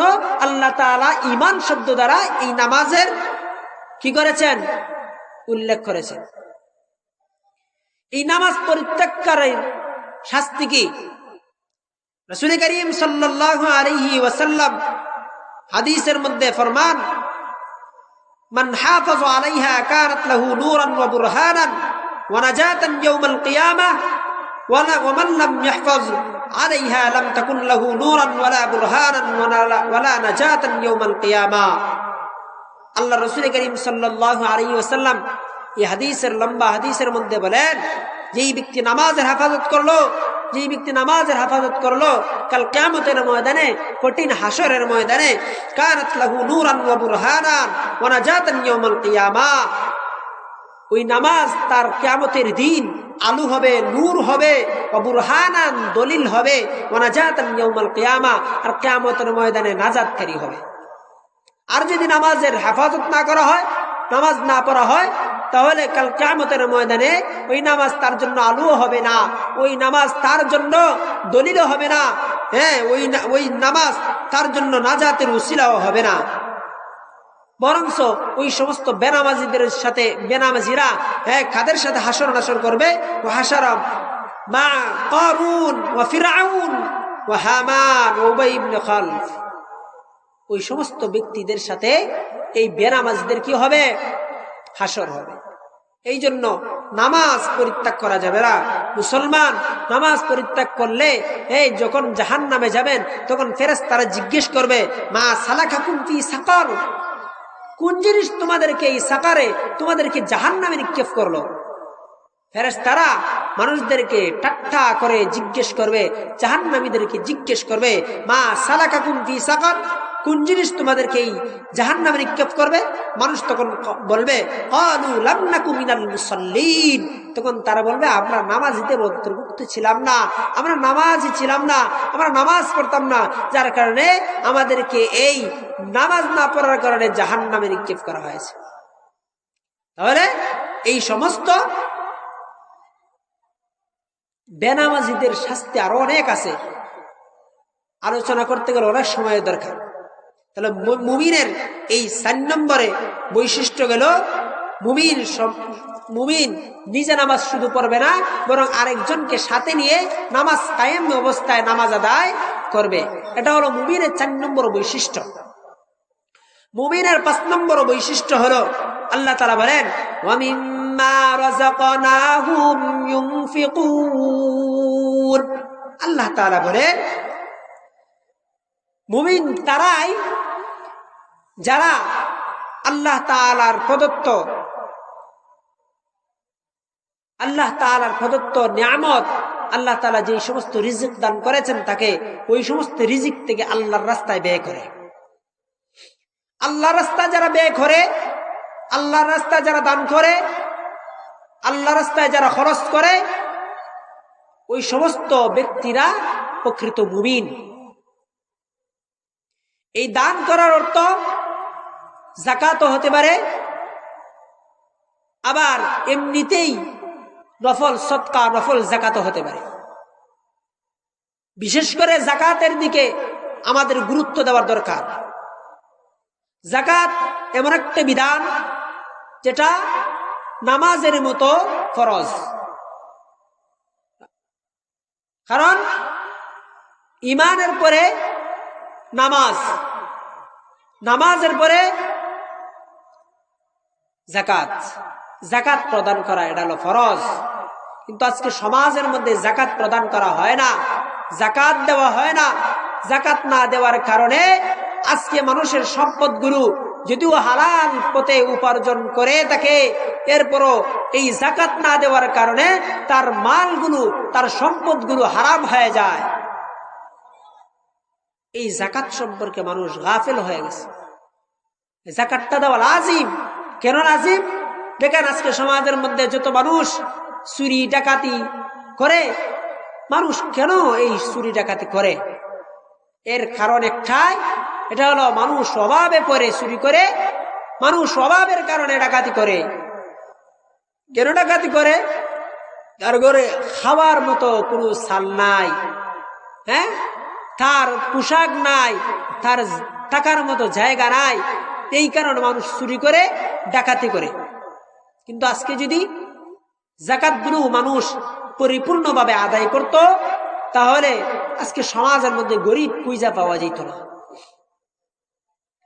উমর ইবনে আব্দুল আজিজ রহমাতুল্লাহি আলাইহির জামানায় ভিক্ষুক খুঁজিয়া পাইছে না, যাকাত নেওয়ার মতো মানুষই খুঁজে পাওয়া গেছে না। কেন? উমর ইবনে আব্দুল আজিজ রহমাতুল্লাহি আলাইহির জামানায় যাকাত পরিপূর্ণভাবে আদায় করা হতো, যার কারণে কোনো মানুষ গরিব থাকছে না। আমাদের সমাজে অনেক মানুষ আছে যে সমস্ত মানুষরা যাকাত আদায় করে না, কোটি কোটি টাকার মালিক আছে। ধরেন এই সমাজে যদি 5 জন মানুষ থাকে কোটিওয়ালা, 40 কোটি টাকার মালিক দুটো থাকে এক একজন, জনে যদি এক কোটি টাকা কইরা 5 জনে 5 কোটি টাকা দেয়, তাহলে এই গ্রামে যত গরিব আছে সমস্ত গরিব তার গরিবত্ব দূর করে সাবলত্ব চলে আসবে। হ্যাঁ, কিন্তু মানুষ আজকে এই যাকাত দেয় না। এই যাকাত সম্পর্কে আল্লাহ তাআলা কোরআনুল কারীমের 43টি আয়াতের মধ্যে ইনফাক শব্দ দ্বারা উল্লেখ করেছেন এই যাকাত সম্পর্কে। আল্লাহ তাআলা বলেন আল্লাযীনা ইউমিনুনা বিল গায়ব ওয়া ইউকিমুনাস সালাত ওয়া মিম্মা রাযাকনাহুম ইউনফিকুন। আল্লাহ তাআলা বলেন যারা গায়েবের প্রতি বিশ্বাস স্থাপন করে এবং সালাত আদায় করে, সালাত কায়েম করে এবং আল্লাহ তাআলার রাস্তায় খরচ করে, তারা হলো মুমিন। তারা কি? মুমিন। যারা আল্লাহর রাস্তায় খরচ করে না, আমি শুরুতেই বলেছিলাম এই 5টি গুণ যাদের ভিতরে আছে বুঝতে হবে আমি মুমিনের খাতারে আছি। কিন্তু যদি এই 5টি গুণ না থাকে তাহলে বুঝতে হবে আমি মুমিনের খাতারে নাই। তাহলে যারা যাকাত দেয় না তারা মুমিন হতে পারে না, তারা প্রকৃত মুমিন হতে পারে না। কারণ মুমিনের গুণই হলো, মুমিনের বৈশিষ্ট্যই হলো সে আল্লাহ তাআলার প্রতি বিশ্বাস স্থাপনকারী হবে। আল্লাহ তাআলা যেই কিছু দান করেছেন ওইগুলোর থেকেই আল্লাহর রাস্তায় খরচ করবে। এই জন্য প্রত্যেক মানুষের উচিত হলো প্রত্যেক মানুষ আল্লাহ তাআলার রাস্তায় দান করবে। যদি আল্লাহর রাস্তায় দান করতে পারে তাহলে অবশ্যই আল্লাহ তাআলা তাকে প্রকৃত মুমিন হিসাবে সাব্যস্ত করবেন। আর কোনো মানুষ যদি প্রকৃত মুমিন হয়ে যায় তাহলে তাকে কোনো জিনিস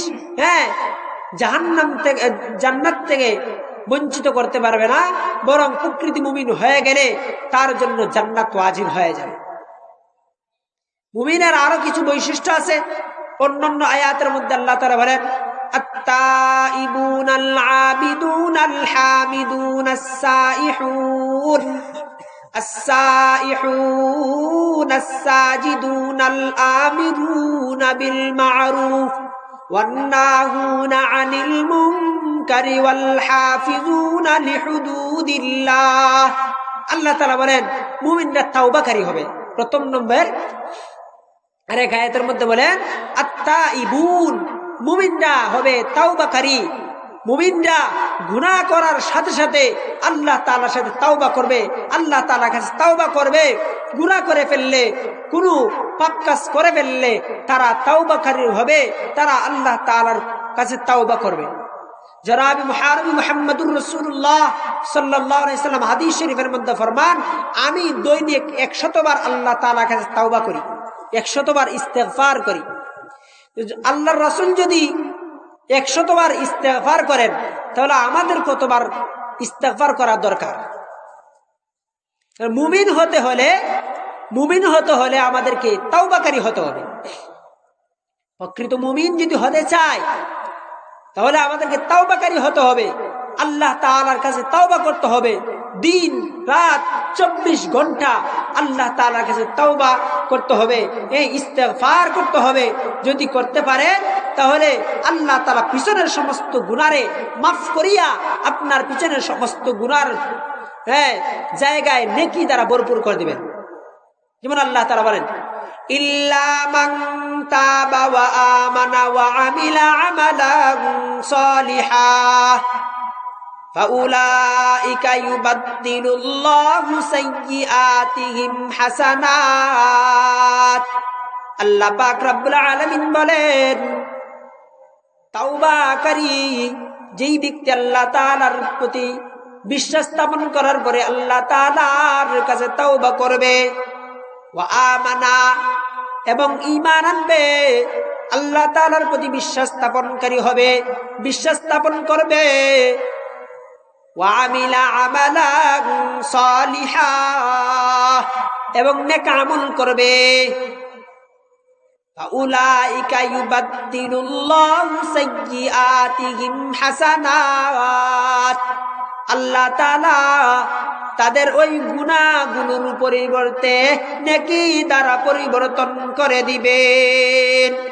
এই জন্য মুসলমান ইমানদার যদি তাওবাকারী হতে পারেন, যদি মুমিন হতে পারেন, প্রকৃত মুমিন যদি হতে পারেন, আর যদি তাওবাকারী হতে পারেন, যদি তাওবা করেন, জীবনে যদি আপনার গুনাহ থেকে থাকে, কবিরা গুনাহ যদি থেকে থাকে, সগীরা গুনাহ যদি থেকে থাকে, ওই সমস্ত গুনাহ তাওবার কারণে আল্লাহ তাআলা মাফ করে দিয়ে আপনার নামায়ে আমলনামার মধ্যে নেকি দ্বারা ভরপুর করে দিবেন।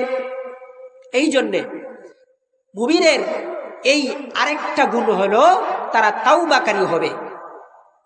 2 নম্বরে মুমিনের আরেকটা গুণ হলো, আগে বলছিলাম 5টা, এখন আরেকটা বললাম আত্তাইবুন, 6 নম্বর গুণ। মুমিনের 7 নম্বর আরেকটা গুণ হলো আল-আবিদুন।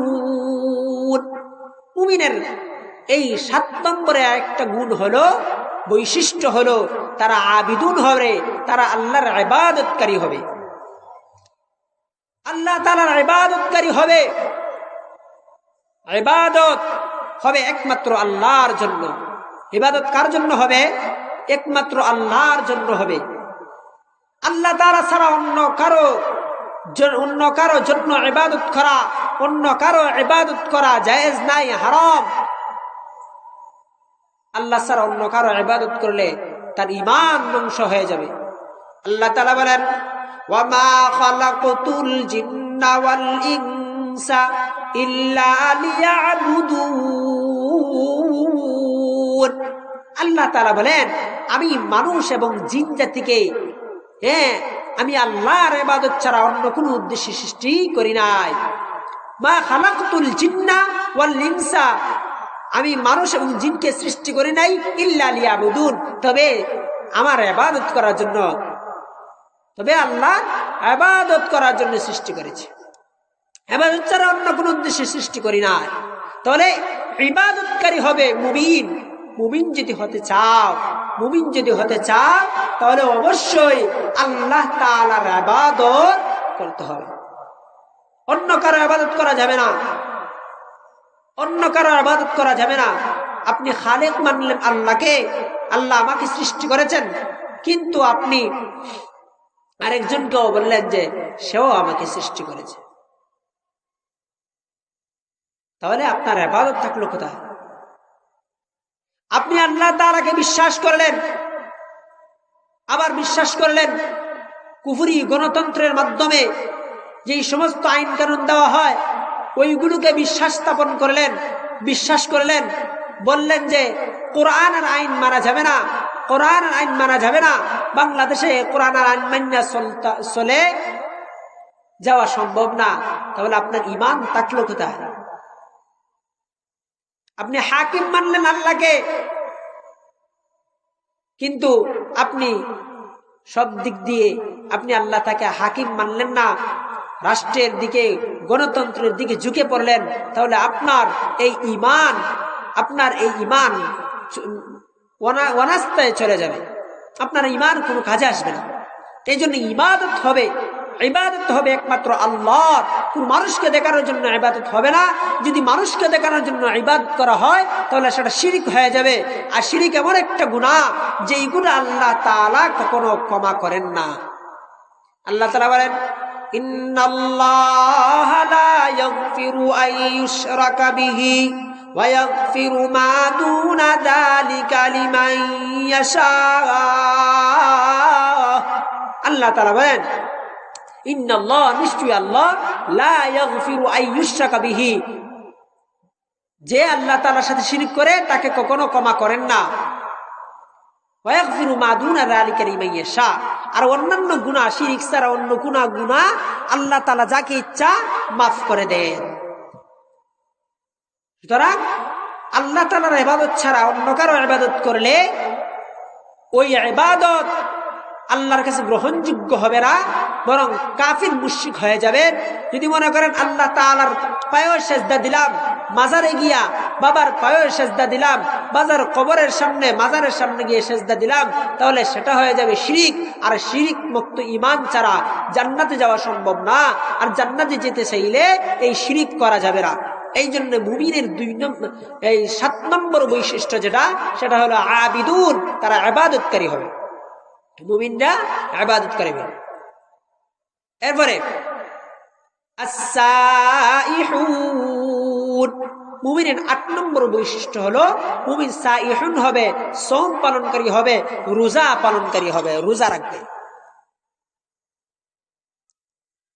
মুমিনরা রোজা রাখবে। সাইহুন দ্বারা উদ্দেশ্য হলো রোজা রাখা, রোজা পালনকারী হবে। মুমিনদের এই 8 নম্বর বৈশিষ্ট্য হলো রোজা রাখবে। কিন্তু আজকে দেখা যায় সমাজের মধ্যে রমজান মাস আসলে অনেক যুবক, অনেক যুবতী এই রোজা রাখে না, এই সিয়াম পালন করে না, রোজা রাইখা এই পর্দার আড়ালে লুকাইয়া খায়। অনেক গার্জিয়ান বলে, অনেক মা বাবা বলে, আমার ছেলের বয়স হয় নাই, আমার মেয়ের বয়স হয় নাই। গার্জেনরা বলে আমার মেয়ের বয়স হয় নাই, আমার ছেলের বয়স হয় নাই, এখন রোজা রাখবে না, আরো বড় হইলে রোজা রাখবে। কিন্তু প্রকৃত মুমিন হতে চাইলে এই মুমিনের 8 নম্বর গুণটা আপনার ভিতরে থাকতে হবে। যদি না থাকে তাহলে আপনি প্রকৃত মুমিন হতে পারবেন না। তাহলে মুমিনের 8 নম্বর বৈশিষ্ট্য হলো সিয়াম পালনকারী হবে, সাইহুন হবে। হ্যাঁ, আল্লাহ তাআলার বিধান, এই ফরজ বিধান সিয়াম পালনকারী হবে, রোজা পালনকারী হবে। এরপরে 9 নম্বরে মুমিনের বৈশিষ্ট্য হলে as-sajidun, তারা সিজদাকারী হবে। সিজদাকারী হবে কার? আল্লাহ তাআলার কুদরতি ব্যয়ে সিজদাকারী হবে। মুমিনের এই 9 নম্বর গুণ, 9 নম্বর বৈশিষ্ট্য হলো তারা আল্লাহ তাআলা কুদরতি ব্যয়ে সিজদা করবে। অন্য কোনো কারো পায়ে সিজদা করবে না, কোনো পীরের পায়ে সিজদা করবে না, কোনো ল্যাংটা বাবার পায়ে সিজদা করবে না, কোনো মাজারের মধ্যে গিয়ে সিজদা করবে না, কোনো মানুষকে সম্মান করার জন্য সিজদা করবে না, করবে শুধুমাত্র এক আল্লাহর।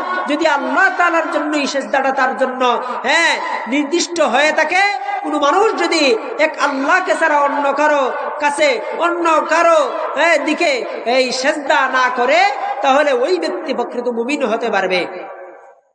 এই মুমিনের 9 নম্বর বৈশিষ্ট্য হলো মুমিন কি হবে? আল্লাহ তাআলার সিজদাকারী হবে, আল্লাহ তাআলার পায়ে, আল্লাহ তাআলার কুদরতি পায়ে সিজদাকারী হবে। এটা হলো 9 নম্বর বৈশিষ্ট্য। সিজদার উদ্দেশ্য নামাজ পড়া। আমি আগেও বলেছি মুমিনের 4 নম্বর বৈশিষ্ট্যের মধ্যে গেছে যে নামাজ কায়েম করতে হবে। তাহলে সাজিদুন দ্বারা উদ্দেশ্য হলো কি? নামাজ কায়েম করা, নামাজ পড়া, সিজদা করা। এরপরে 10 নম্বর বৈশিষ্ট্য হলো আল-আমিরুনা বিল মা'রুফ। আমিরুনা বিল মা'রুফ হবে, অর্থাৎ সৎ কাজের আদেশ দাতা হবে। মুমিনের 10 নম্বর বৈশিষ্ট্য হলো মুমিন সৎ কাজের প্রতি আদেশ করবে, মানুষকে সত্যের দিকে ডাকবে, মানুষকে ন্যায়ের দিকে ডাকবে, মানুষকে আলোর পথে ডাকবে। এটা হলো মুমিনের 10 নম্বর বৈশিষ্ট্য। একজন ভাই গুনার কাজ করতেছে, তাকে দেইকা বলবে, ভাই এই গুনার কাজ করিও না, তুমি আসো নামাজের দিকে আসো। এটা হলো মুমিনের 10 নম্বর বৈশিষ্ট্য। 11 নম্বর বৈশিষ্ট্য হলো ওয়ান্নাহুনা আনিল মুনকার। খারাপ কাজ থেকে মানুষদেরকে বাধা প্রদান করবে, খারাপ কাজ থেকে মানুষদেরকে দূরে রাখবে, সরিয়ে রাখবে। আল্লাহ রাসূল কারীম সাল্লাল্লাহু আলাইহি সাল্লাম এই সৎ কাজের আদেশ এবং অসৎ কাজের নিষেধ সম্পর্কে আল্লাহ তাআলা পয়গম্বর সাল্লাল্লাহু আলাইহি সাল্লাম হাদিসের মধ্যে বলেন, মান রাআ মিনকুম মুনকারা ফালইয়ুগাইয়িরহু বিয়াদিহি ফাইন লাম ইস্তাতি'হু ফাবিলিসানিহি ওয়া ইন লাম ইস্তাতি'হু ফাবিকলবিহি ওয়া যালিকা আযআফুল ঈমান। এই মুমিনের 10 এবং 11 নম্বর বৈশিষ্ট্যের সম্পর্কে আল্লাহর পয়গম্বর হাদিসের মধ্যে বলেন, যখন তোমাদের কেউ দেখবে, মিনকুম তোমাদের মধ্যে কেউ দেখবে, মুনকারান কোন খারাপ কাজ, ফালইয়ুগাইয়িরহু বিয়াদিহি তখন তার হাত দ্বারা ওই কাজকে, ওই খারাপ কাজকে শক্তি দ্বারা, হাত দ্বারা ওই খারাপ কাজকে পাল্টাইয়া দিবে, ঘুরাইয়া দিবে, পরিবর্তন করে দিবে। আল্লাহর পয়গম্বর আরবি সাল্লাল্লাহু আলাইহি ওয়াসাল্লাম মুমিনের 10 নম্বর এবং 11 নম্বর বৈশিষ্ট্যের এই আমিরুনা বিল মারুফি ওয়ান নাহুনা আনিল মুনকার, সৎ কাজের আদেশ, অসৎ কাজের নিষেধ প্রদান করা সম্পর্কে আল্লাহর পয়গম্বর হাদিসে বলেন, মান রাআ মিনকুম মুনকারা, যখন তোমাদের মধ্যে থেকে কেউ কোনো খারাপ কাজ হতে দেখবে, ফালইয়ুগাইয়িরহু বিয়াদিহি তখন সে তার হাত দ্বারা, তার শক্তি দ্বারা ওই কাজকে পরিবর্তন করে দিবে। আর যদি কোনো ব্যক্তি তার হাত দ্বারা, শক্তি দ্বারা ওই খারাপ কাজকে পরিবর্তন করতে না পারে, ফাইল্লাম ইস্তাতিউহু ফাবিলিসানিহি, আর যদি কোন মানুষ তার হাত দ্বারা ওই খারাপ কাজকে পরিবর্তন করতে না পারে, তখন সময় লিসান তথা মুখ দ্বারা ওই খারাপ কাজের প্রতিবাদ করবে, ওই খারাপ কাজকে পরিবর্তন করার চেষ্টা করবে, ওই খারাপ কাজ থেকে মানুষদেরকে বিরত রেখে মানুষদেরকে ভালো কাজের দিকে নির্দেশ দিবে। আবার আল্লাহর পয়গম্বর বলেন, ইল্লাম ইস্তাতিহু ফাবিকলবিহি, আর যদি কোন মানুষ হাত দ্বারাও পারল না, জবান দ্বারা যদি কোনো মানুষ খারাপ কাজ থেকে মানুষদেরকে বিরত রাখতে পারল না, আল্লাহর পয়গম্বর বলেন ইল্লাম ইস্তাতিহু ফাবিকলবিহি, তখন মানুষ কলবের দ্বারা, অন্তর দ্বারা ওই খারাপ কাজটাকে পরিবর্তন করার পরিকল্পনা করবে। এখানে কলব দ্বারা পরিবর্তন করার পরিকল্পনা করতে হবে। অনেকে বলেন কলব দ্বারা ঘৃণা করা নয়, কারণ এটা এই কলব আতফ হবে ফালইউগাইয়িরহু ওই শব্দের সাথে। সুতরাং হাত দ্বারা পরিবর্তন করার কথা বলা হয়েছে, মুখ দ্বারাও পরিবর্তন করার কথা বলা হয়েছে, এবং কলব দ্বারাও পরিবর্তন করতে হবে। শুধুমাত্র ঘৃণা করলাম এতটুকু করেই আমার দায়িত্ব শেষ করলাম না, বরঞ্চ আপনাকে মন দ্বারা, অন্তর দ্বারা পরিকল্পনা করতে হবে যে কিভাবে ওই কাজটাকে বিরত রাখা যায়, কিভাবে ওই কাজটাকে পরিবর্তন করা যায়। প্রথম নম্বর কাজ হলো হাত দ্বারা, শক্তি দ্বারা পরিবর্তন করা। সমাজের মধ্যে যদি গান বাজনা হয়, সমাজের মধ্যে যদি কোনো খারাপ কাজ হয়, তখন সময় আমার যদি শক্তি থাকে, তাহলে আমি ওই খারাপ কাজটাকে শক্তি দ্বারা ওইটাকে পরিবর্তন করে দেব। যদি তারা মানতে রাজি না হয়, তাহলে আমি তাদেরকে বলার মাধ্যমে, ফিটার মাধ্যমে ওই খারাপ কাজ থেকে বিরত রাখবো।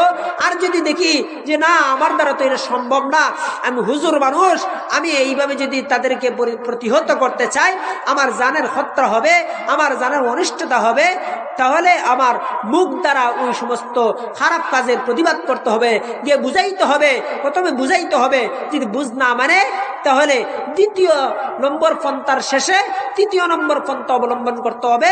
অন্তর দ্বারা পরিকল্পনা করতে হবে যে কিভাবে এই কাজটাকে কি করা যায়, পরিবর্তন করা যায়। সেটা কিভাবে? যদি আমার সামর্থ্য না থাকে, আমার গ্রামের মধ্যে যদি এমন কোনো ব্যক্তি থাকে যেই ব্যক্তির কথা ওই বদমাশরা যারা গান বাজনা করায় তারা শুনবে, তাহলে ওই ব্যক্তির কাছে আমাকে যেতে হবে, গিয়ে বলতে হবে, দেখেন আমার তো হাতের শক্তি নাই, আমার তো জবানের শক্তি নাই, আমি গিয়ে তাদেরকে বলবো, আমি বললে আমার উপরে বিপদ আসবে। সুতরাং আপনারা বা আপনি একটু কষ্ট করে আল্লাহ তাআলার এই বিধান, আল্লাহর রাসূলের এই বিধানটা পালন করেন। ওই অন্তর দ্বারা পরিবর্তন করার পরিকল্পনা হলো এটাই। আরেকজনকে ধরতে হবে, পরিকল্পনা করতে হবে, তাহলে কিভাবে আমি এই খারাপ কাজ থেকে মানুষদেরকে বিরত রাখবো। ওয়াযালিকা আযআফুল ঈমান, এটাই হলো ঈমানের নিম্ন স্তরের অধিকারের মানুষ। এই জন্য ঈমানের, মুমিনের 10 এবং 11 নম্বর যেই গুণ, সেটা হলো আমিরুনা বিল মারুফ ওয়া নাহুনা আনিল মুনকার।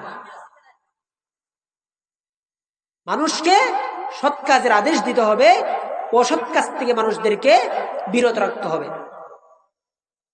এরপরে মুমিনের 12 নম্বর গুণ যেটা, 12 নম্বর বৈশিষ্ট্য যেটা, সেটা হলো ওয়াল হাফিজুনা লিহুদুদিল্লাহ। মুমিন আল্লাহ তাআলার হুদুদ, আল্লাহ তাআলার আহকামগুলোর হেফাজতকারী হবে। আহকামগুলোর হেফাজতকারী মানে আল্লাহ তাআলার হুদুদ, সীমারেখা, কিছু সীমারেখা আছে। হারাম কাজ, এটা আল্লাহ তাআলার সীমারেখা, এই হারাম কাজ করা যাবে না। হারাম যত কাজ আছে সমস্ত কাজকে বর্জনকারী হবে। আল্লাহ তাআলার যত হুকুম আহকাম আছে সমস্ত হুকুম আহকামগুলোকে সে পালন করবে। আল্লাহ তাআলার যত আদেশ আছে সমস্ত আদেশগুলোকে সদরে গ্রহণ করে নিবে আর আল্লাহ তাআলার যত নিষেধ আছে ওই সমস্ত নিষেধগুলো থেকে বিরত থাকবে। প্রত্যেক বাদশারই একটা সীমা রেখা থাকে, আল্লাহ তাআলারও একটা সীমা রেখা আছে। রাসূল হাদিসের মধ্যে বলেন, আল হালালু বায়্যিনুন ওয়াল হারামু বায়্যিনুন, হালাল স্পষ্ট, হারামও স্পষ্ট। হালাল স্পষ্ট, হারামও স্পষ্ট, কিন্তু কিছু জিনিস আছে অস্পষ্ট, যেমন মাকরুহ, সন্দেহ জিনিস। রাসূল বলেন, সন্দেহ জিনিস থেকে যেই ব্যক্তি বাঁচতে পারবে সে সমস্ত পাপ কাজ থেকে বাঁচতে পারবে, ওই সমস্ত আল্লাহর আহকামগুলো মানতে পারবে। কেননা কোন মানুষ যদি সন্দেহ জিনিস থেকে বিরত না থাকতে পারে, এই সন্দেহের কারণে একদিন তার ওই হারাম কাজের দিকে লিপ্ত হওয়ার আশঙ্কা থাকতে পারে। এই জন্যে আল্লাহ তাআলার পয়গম্বর সাল্লাল্লাহু আলাইহি সাল্লাম এই হাদিসের মধ্যে ফরমাইছে যে হারাম কাজ থেকে বাঁচা যাবে, হালাল স্পষ্ট, হারাম স্পষ্ট, কিন্তু এর মধ্যখানে কিছু সন্দেহ জিনিস আছে, এই সন্দেহ জিনিসগুলো থেকে আমাদেরকে কি করতে হবে? বিরত থাকতে হবে। এই জন্য মুমিনের 12 নম্বর যেই বৈশিষ্ট্য, সেটা হলো মুমিন হাফিজুন আলি হুদুদিল্লাহ হবে। আল্লাহর হুদুদগুলো, আল্লাহর আদেশগুলো, আল্লাহ তাআলার এই হুদুদ সীমা রেখাগুলোকে কি করবে? হেফাজত করবে। তাহলে সে প্রকৃত মুমিন হতে পারবে। কেন 12টা মুমিনের বৈশিষ্ট্য, মুমিনের 12টা বৈশিষ্ট্য গুণ গেল। এরপরে আল্লাহ তাআলা বলেন, ওয়াবাশশিরিল মুমিনিন। আল্লাহ তাআলা নবীকে বলেন, ওগো নবী, আপনি মুমিনদেরকে সুসংবাদ দিন। আল্লাহ তাআলা এই মুমিনের গুণগুলোকে উল্লেখ করে এই তাওবার, সূরাতুত তাওবার এই আয়াতের শেষে মুমিনের গুণগুলো উল্লেখ করার পরে আল্লাহ তাআলা বলেন, ওয়াবাশশিরিল মুমিনিন, মুমিনদেরকে সুসংবাদ দিন। কি সুসংবাদ?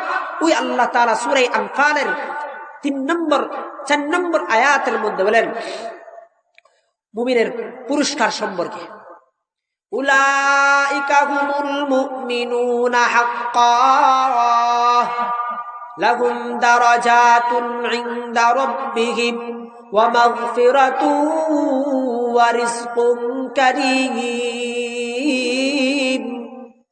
আল্লাহ তাআলা বলেন, উলাইকা হুমুল মুমিনুনা হাক্কান, তারাই তো হলো প্রকৃত মুমিন, যারা এই গুণগুলো অর্জন করেছে। সূরা আনফালের মধ্যে যে আয়াতগুলো উল্লেখ করা হয়েছে, আল্লাহ তাআলা ওই সম্পর্কে বলেন যারা এই গুণগুলোকে উল্লেখ করেছে, গুণগুলোকে অর্জন করেছে। আবার ওইদিকে সূরা তাওবার যে গুণগুলো বললাম, এইগুলো যারা কি করেছে? অর্জন করেছে। আল্লাহ তাআলা বলেন, উলাইকা হুমুল মুমিনুনা হাক্কান, তারা হলো প্রকৃত মুমিন। এই 5টা গুণ, সূরা আনফালের 5টা গুণ উল্লেখ করার পরে আল্লাহ তাআলা বলেন, উলাইকা হুমুল মুমিনুনা হাক্কান, তারা হলো প্রকৃত মুমিন। তাদের জন্য কি রয়েছে? লাহুম দারাজাতুন ইনদা রাব্বিহিম, তাদের জন্য তাদের রবের পক্ষ থেকে রয়েছে মর্যাদা, দারাজাত, মর্যাদা রয়েছে। আল্লাহ তাআলা মুমিনদের প্রথম 3টা গুণ যে বলেছি, একটা হলো আল্লাহর নাম স্মরণ করা হলে তার অন্তর ভীতকম্পিত হয়। 2 নম্বরে তেলাওয়াত করলে, আল্লাহর কোরআন তেলাওয়াত করলে, তেলাওয়াত শুনলে তার ঈমান বৃদ্ধি পায়। আর 3 নম্বর হলো আল্লাহর উপর ভরসাকারী হয়। এই 3টা জিনিসের পুরস্কার আল্লাহ তাআলা বলেন, লাহুম দারাজাতুন ইনদা রাব্বিহিম, তাদের রবের পক্ষ থেকে তাদের জন্য রয়েছে মর্যাদা। আল্লাহ তাআলা ওই 3 গুণে অর্জনকারী ব্যক্তিকে আল্লাহ তাআলা মর্যাদাবান বানিয়ে দিবেন। আল্লাহ তাআলা তার দারাজাতকে বুলন্দ করে দিবেন। এরপরে ওয়া মাগফিরা, তাদের জন্য রয়েছে মাগফিরাত, আল্লাহ তাআলা তাদেরকে ক্ষমা করে দিবেন। ওই যে সালাত, যারা সালাত কায়েম করবে, নামাজ আদায় করবে, নামাজ প্রতিষ্ঠা করবে, তাদের জন্য পুরস্কার হলো মাগফিরা। আল্লাহ তাআলা তাদেরকে মাফ করে দিবেন, আল্লাহ তাআলা তাদের জীবনের সমস্ত গুনাহ মাফ করে দিবেন। আর 3 নম্বরে মুমিনের 3 নম্বর মুমিনের পুরস্কার হলো ওয়ারিজকুন কারীম, আল্লাহ তাআলা রিজকুন কারীম দিবেন। রিজকুন কারীম কি? সম্মানজনক রিজিক দান করবেন। আল্লাহ তাআলা সম্মানজনক রিজিক দান করবেন। যারা আল্লাহর রাস্তায় ব্যয় করবে, ওই যে 5 নম্বর গুণ বললাম, ওমিম্মা রাযাকনাহুম ইউনফিকুন, যারা আল্লাহ তাআলার প্রদত্ত দেওয়া মাল থেকে আল্লাহ তাআলার রাস্তায় খরচ করে, ওই সমস্ত ব্যক্তিদেরকে আল্লাহ তাআলা সম্মানজনক রিজিক দান করবেন। এমন রিজিক, যেই রিজিক কোত্থেকে আসতেছে, আল্লাহ তাআলা কিভাবে দিতেছেন, কোন মানুষের কল্পনার বাহিরে থাকবে। এই জন্যে মুমিন ব্যক্তিরা যদি এই গুণগুলোকে অর্জন করতে পারে, মুমিন ব্যক্তিরা যদি এই যে আমি 12টা গুণ বললাম, এই 12টা গুণে যদি গুণান্বিত কোনো মানুষ হতে পারে, তাহলে অবশ্যই অবশ্যই আল্লাহ পাক রব্বুল আলামিন তাকে, ওই ব্যক্তিকে এই গুণে গুণান্বিত করবেন। তাদের জন্যই আল্লাহ তাআলা বলেছেন ওয়াবাশশিরিল মুমিনিন, মুমিনদেরকে সুসংবাদ দিন।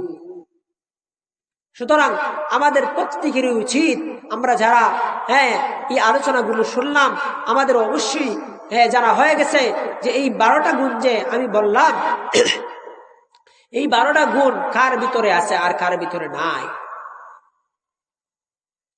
মুহতারাম মুহাজিরিন, পর্দানিশীন শ্রদ্ধা মা ও বোনেরা, আমার আওয়াজ শ্রবণ করে নেওয়ালা সমস্ত মুসলমান নরনারী, যদি আমাদের ভিতরে এই গুণগুলো না থাকে, এই গুণ থেকে যদি আমরা মাহরুম থাকি, এই গুণে গুণান্বিত যদি আমরা না হয়ে থাকি, তাহলে অবশ্যই আমাদের প্রত্যেকেরই উচিত এই গুণগুলিকে অর্জন করা। এই গুণগুলি যদি অর্জন করতে পারি, তাহলে আপনার আমার জীবন সফল হয়ে যাবে। আর যদি আমরা এই গুণগুলোকে অর্জন করতে না পারি, তাহলে এই জীবন বৃথা হয়ে যাবে। মুসলমান ইমানদার, আল্লাহ তাআলা আমাদেরকে সৃষ্টি করেছেন জাহান্নামে দেওয়ার জন্য নয়, বরং জান্নাতে দেওয়ার জন্যই। এই জন্য জান্নাতে যাওয়ার জন্য আমাদেরকে এই মুমিনের গুণাবলী, মুমিনের গুণগুলোকে কি করতে হবে? অর্জন করতে হবে। যদি অর্জন করতে পারি, তবেই আল্লাহ তাআলা আমাদেরকে জান্নাত দান করবেন। আল্লাহ তাআলা আমাদের জন্য জান্নাতের ওয়াদা করেছেন। আল্লাহ তাআলা বলেন, এই যে আমরা আমাদের জীবন পাইছি, এই জীবনটা আল্লাহ তাআলা আমাদেরকে দিচ্ছেন, যে এই জীবনের শুধুমাত্র আমরা আল্লাহ তাআলার ইবাদত করি। আমাদের এই যে হাত পা যা কিছু আছে, সবকিছু আল্লাহ তাআলার। জানমাল যা কিছু আছে সব আল্লাহ তাআলার। আল্লাহ তাআলা বলেন, ইন্নাল্লাহা আশতারা মিনাল মুমিনিনা আনফুসাহুম ওয়া আমওয়ালাহুম বিআন্না লাহুমুল জান্নাহ ইউকাতিলুনা ফি সাবিলিল্লাহ ফায়াকতুলুনা ওয়া ইউকতালুন وعدا عليه حقا في التوراة والإنجيل والقرآن।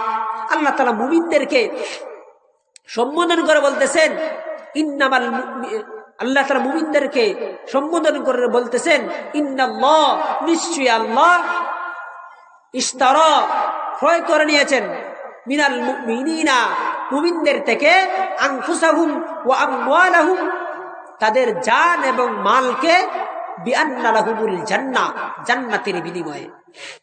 তাহলে আল্লাহ তাআলা আমাদেরকে সৃষ্টি করেছেন জান্নাতে দেওয়ার জন্য। আল্লাহ তাআলা আমাদেরকে সৃষ্টি করেছেন কিসের জন্য? জান্নাতে দেওয়ার জন্য। আল্লাহ তাআলা আমাদেরকে জাহান্নামে দেওয়ার জন্য সৃষ্টি করেন নাই। যদি দিতেন, তাহলে সৃষ্টি যদি এই জন্যই করতেন জাহান্নামে দেওয়ার জন্য, তাহলে এই আয়াতের মধ্যে বলতেন না যে মুমিনদের থেকে আল্লাহ তাআলা জান মালকে কিনে নিয়েছেন কিসের বিনিময়ে? জান্নাতের বিনিময়ে। মুমিনরা আল্লাহ তাআলার প্রতি অনুগত্যশীল হবে, আল্লাহ তাআলার প্রতি অনুগত হবে। আল্লাহ তাআলার এই গুণ, যেই গুণগুলো বললাম, 12টি গুণ অর্জন করবে, 12টি গুণ অর্জন করবে। আর তার এই সমস্ত আল্লাহ তাআলা এই গুণের বিনিময়ে আল্লাহ তাআলা জান্নাত দান করবেন। আমাদের জান মাল যা কিছু আছে সব কিছু আল্লাহর। আমি যে আলোচনা করলাম, এই মুমিনের 5 নম্বর গুণের মধ্যে পাইলাম যে আল্লাহ তাআলার কি যে প্রদত্ত নিয়ামত আছে, রিজিক আছে, ওই রিজিক থেকে আল্লাহর রাস্তায় দান করা। ওই আল্লাহ তাআলা বলছেন আমওয়ালাহুম, তাদের মালকে কিনে নিয়েছেন। এই যে আমাদেরকে রিজিক দিচ্ছেন, এইগুলো আল্লাহর, আমার না।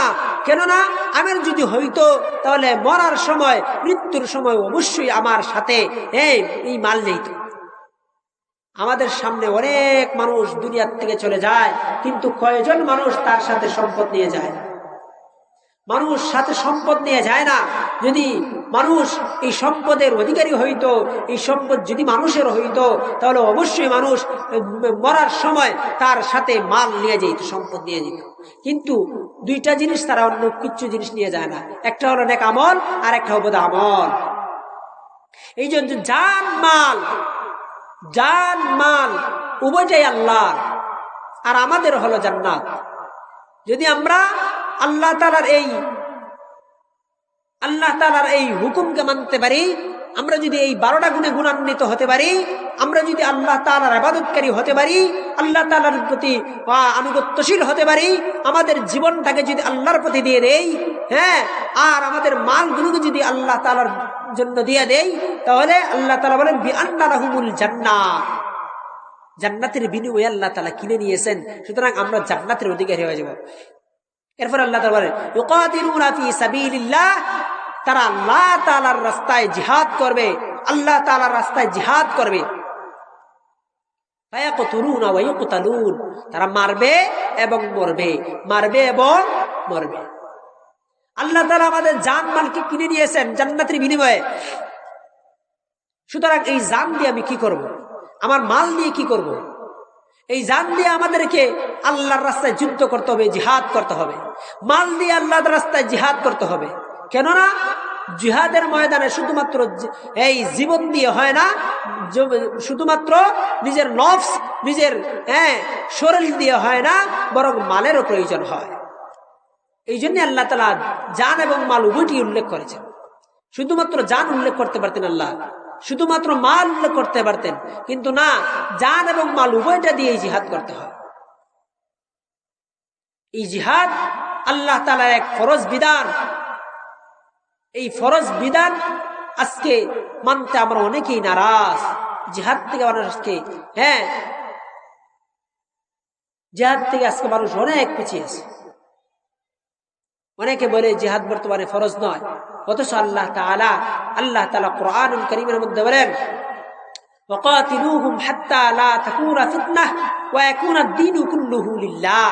আল্লাহ তাআলা বলেন ওয়াকাতিলুহুম, তোমরা তাদের বিরুদ্ধে যুদ্ধ করো, জিহাদ করো, হাত্তা লা তাকুনা ফিতনাহ, কতক্ষণ পর্যন্ত? যতক্ষণ পর্যন্ত না ফিতনা দূর হয়, ওয়া ইয়াকুনা আদ-দীনু কুল্লুহু লিল্লাহ, এবং যতক্ষণ পর্যন্ত না প্রত্যেকটা স্থানে আল্লাহর দ্বীন প্রতিষ্ঠিত হয়।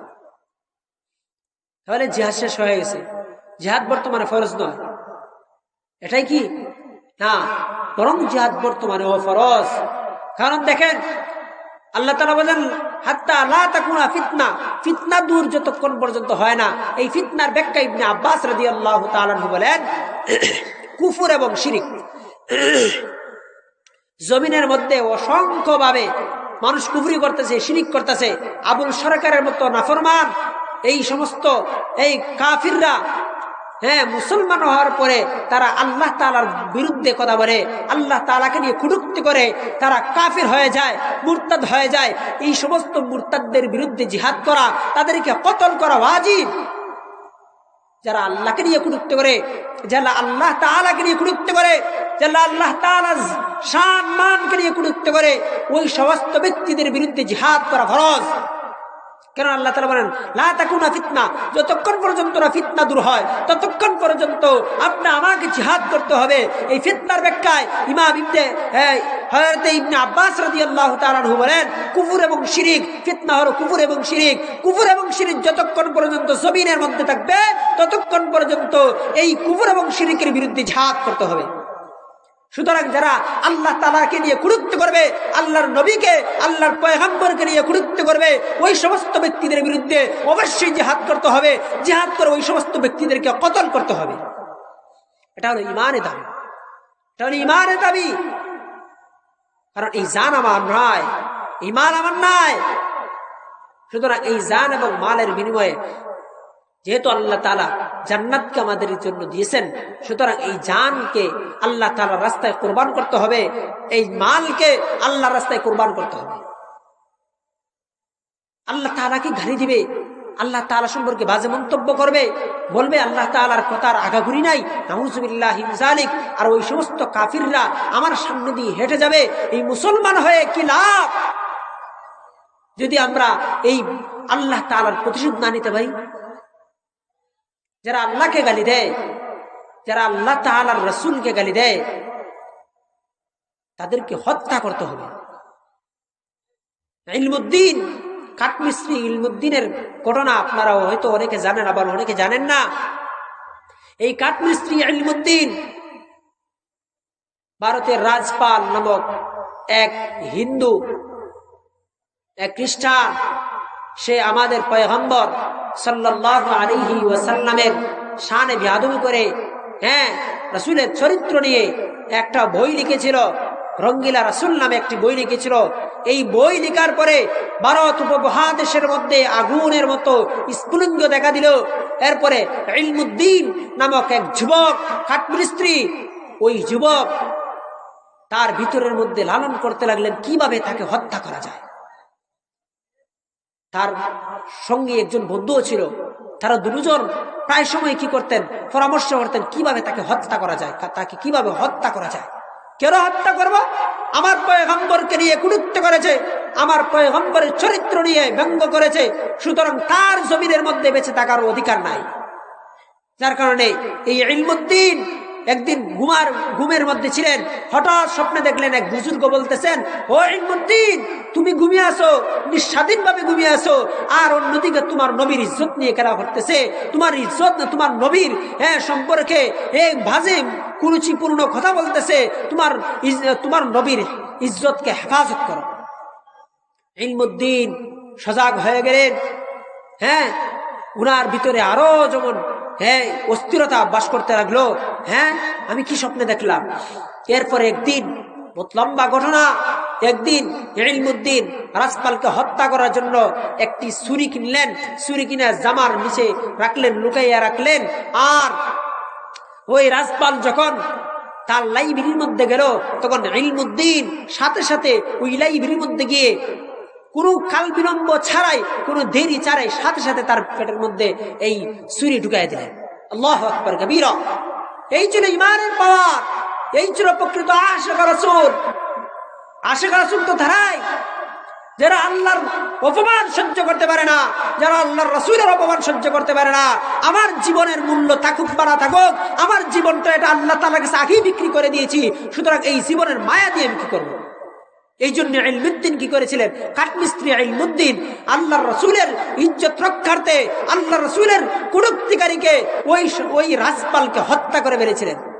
এরপর দিয়ে যখন এই ইলমুদ্দিনকে জেলখানার মধ্যে নেওয়া হলো, আদালতে উঠানো হলো, সর্বশেষ উনার উকিল, অনেক উকিল ছিল, কিন্তু একজন উকিল উনাকে বললেন যে তুমি দেখো, তুমি একটা কথাই শুধু বলবা যে আমি যখন তাকে মারছি, ছুরি দিয়ে আঘাত করছি, তখন আমার খেয়াল ছিল না, আমার হুঁশ ছিল না।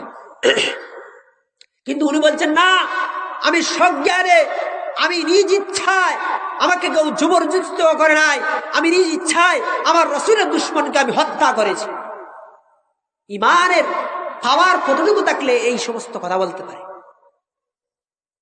তাহলে রাসূলের ইজ্জত রক্ষার্থে যদি একজন কাঠমিস্ত্রি ইলমুদ্দিন জীবন দিয়ে দিতে পারে, একজন কাঠমিস্ত্রি ইলমুদ্দিন যদি রাসূলের কটূক্তিকারীকে হত্যা করতে পারে, আজকের বাংলার জমিনে যেই সমস্ত ব্যক্তিরা, যেই সমস্ত বাউল ফাউল্লা আমার আল্লাহকে নিয়ে, আমার আল্লাহর কোরআনকে নিয়ে বাজে মন্তব্য করে, আমার আল্লাহকে নিয়ে কটূক্তি করে, ওই সমস্ত ব্যক্তিদের জমিনের মধ্যে বেঁচে থাকার কোনো অধিকার নাই। এই জন্য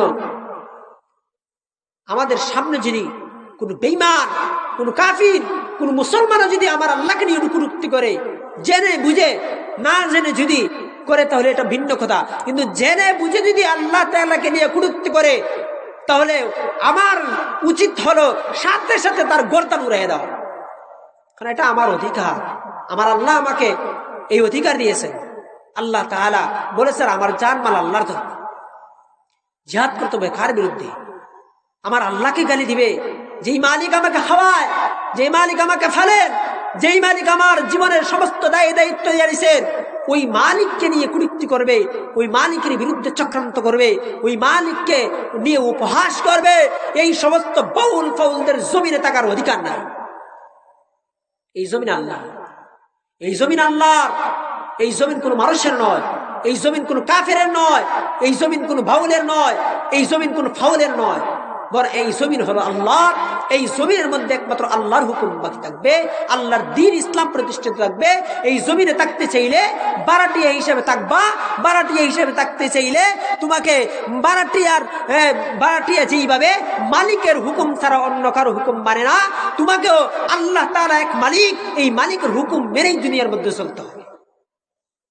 আল্লাহ তাআলার বিরোধিতা করা যাবে না। মালিকের বিরোধিতা করলে যেমন বারাটিয়া থাকা যায় না, এই জমিনের মধ্যে বারাটিয়া হিসাবে আসো, আল্লাহ তাআলার বিরোধিতা করবা না। যদি করো তাহলে তোমার এই জমিনে জায়গা নেই। এই জন্য মুমিনের বৈশিষ্ট্যগুলো এগুলোই। মুমিন তার আল্লাহ তাআলাকে নিয়ে কুটুক্তি করা মানুষদের বিরুদ্ধে রুখে দাঁড়াবে। মুমিনের বৈশিষ্ট্য আল্লাহ তাআলা বলেন, কাতিলুনা ফি সাবিলিল্লাহ ফায়াকতুলুন ওয়া ইউকতালুন। নিজেও মারবে এবং মরবে, এর মধ্যে মারছে এবং মরছে। আগে মারতে হবে, তারপর মরতে হবে। এখন যদি বলি না আমি শুধু মার খাইমু, হবে না। আগে মারতে হবে, কাফের মুশরিকদেরকে ছাঁটাই করতে হবে, তারপরে আমার জীবন নিয়ে গেলে নিয়ে যাক, এটা আমার কোনো পরোয়া না যায় না। এই জন্যে আল্লাহ তাআলা বলছেন জিহাদ করতে হবে যতক্ষণ পর্যন্ত এই জমিনের মধ্যে কুফর এবং শিরিক বাকি থাকবে। যারা আল্লাহ তাআলাকে নিয়ে কুফরি করবে, বাবা আবুল সরকারের মতো আরো অনেক বাটফার আছে, এই সমস্ত ব্যক্তিদেরকে এই জমিনে জায়গা দেওয়া যাবে না। এই সমস্ত ব্যক্তিদেরকে যারা এই সমস্ত ব্যক্তিদের কি করে পক্ষাবলম্বন করে, তারাও কাফির, তাদেরকে হত্যা করতে হবে। কারণ কুফরি করা আর কুফরিকে সমর্থন করা একই কথা। সুতরাং জমিন আল্লাহর, হুকুম চলবে আল্লাহ, জমিন আল্লাহর, হুকুম চলবে আল্লাহ। তাহলে এই আয়াতের মধ্যে পাইলাম যে কুফর যতক্ষণ থাকবে, যতক্ষণ পর্যন্ত বাকি থাকবে, জিহাদ ততক্ষণ পর্যন্ত বাকি থাকবে। এরপরে শিরিক যতক্ষণ পর্যন্ত জমিনে বাকি থাকবে, ততক্ষণ পর্যন্ত জিহাদও বাকি থাকবে। আল্লাহ তাআলাকে নিয়ে শিরিক করবে, বলবে আল্লাহ তাআলাও আছেন, আমাকে খাওয়ান, অমুক ব্যক্তিও আমাকে খাওয়ায়, আমি আল্লাহরও সেজদা করি, বাজারেও গিয়ে সেজদা করি, তাদের বিরুদ্ধে জিহাদ করতে হবে। যদি বুঝে না, তাদের বিরুদ্ধে জিহাদ করতে হবে, সশস্ত্রভাবে তাদের সাথে কি করতে হবে, যুদ্ধ করতে হবে। এই জন্য মুমিনের বৈশিষ্ট্যগুলোই হলো এগুলো। মুমিন ব্যক্তি আল্লাহর অপমান সহ্য করতে পারবে না। এরপরে ওয়াকুনা দ্বীনু কুল্লুহু লিল্লাহ, এই জমিনের প্রত্যেকটা অঞ্চলে, প্রত্যেকটা স্থানে যতক্ষণ পর্যন্ত আল্লাহর দ্বীন প্রতিষ্ঠিত হবে না, ততক্ষণ পর্যন্ত জমিনের মধ্যে জিহাদ বাকি থাকবে। আমার ব্যক্তিগত কোনো কথা বলি না, আল্লাহ তাআলার কোরআন থেকে বলতেছি, রাসূলের হাদিস থেকে বলতেছি। আল্লাহ তাআলা কোরআন থেকে বলতেছি সরাসরি, আল্লাহ তাআলার জমিন প্রত্যেকটা জায়গায় যতক্ষণ পর্যন্ত আল্লাহ দ্বীন প্রতিষ্ঠিত না হবে, ততক্ষণ পর্যন্ত জিহাদ বাকি থাকবে। সমাজের যেখানেই আল্লাহর হুকুম পালন করার জন্য চেষ্টা করা হবে, ওই হুকুমের মধ্যে যারা বাধা প্রদান করবে, তাদের বিরুদ্ধে জিহাদ করতে হবে। আজকাল আমরা গণতন্ত্রের মধ্যে ফিরা আল্লাহ তাআলার হুকুমের দিকে আমাদের কোনো খেয়ালই নেই। এই জন্য আল্লাহ তাআলা ওই সূরা তাওবার মধ্যে বলেন, ইউকাতিলুনা ফি সাবিলিল্লাহ ফায়াকতুলুনা ওয়া ইউকতালুন, তারা জিহাদ করবে, আল্লাহর রাস্তায় জিহাদ করবে। কারা? মুমিনরা। কেননা মুমিনদের থেকে আমি জান মাল জান্নাতের বিনিময়ে খরচ করে নিয়েছি, কিনে নিয়েছি। ওয়াদান আলাইহি হাক্কা, আল্লাহ তাআলা বলেন আল্লাহ তাআলার ওয়াদা সত্য। ওয়াদাল্লাহ, আল্লাহ তাআলা ওয়াদা সত্য। ওয়াদান আলাইহি হাক্কা, আল্লাহ তাআলার ওয়াদা হলো সত্য। ফিত তাওরাত ওয়াল ইনজিল ওয়াল কুরআন, আল্লাহ তাআলা তাওরাতের মধ্যে ইনজিলের মধ্যে, কোরআনের মধ্যে আল্লাহ তাআলা এই ওয়াদা করেছেন, ওমান আওফা বিআহদিহি মিনাল্লাহ। আর আল্লাহ তাআলা বলেন ওমান আওফা বিআহদিহি মিনাল্লাহ, আর আল্লাহ তাআলা ছাড়া কে আছে ওয়াদা পূর্ণকারী? আল্লাহ তাআলা ছাড়া কোনো জমিনের কোনো মানুষ নাই যে তার ওয়াদা পরিপূর্ণভাবে আদায় করবে। আল্লাহ তাআলা হচ্ছেন প্রকৃত ওয়াদা পালনকারী। ফাস্তাবশিরু বিবাইইকুমুল্লাযী বায়াতুম বিহি ওয়া যালিকা হুয়াল ফাওজুল আযীম। এই যে বেচা কিনা, মুমিনদের থেকে আল্লাহ তাআলা জান মালকে কিনে নিয়েছেন জান্নাতের বিনিময়ে, এটা কতই না উত্তম বেচা কিনা, হ্যাঁ, কতই না উত্তম বেচা কিনা। ওয়া যালিকা হুয়াল ফাওজুল আযীম, হ্যাঁ, তাদের জন্য কতই না উত্তম প্রতিদান রয়েছে।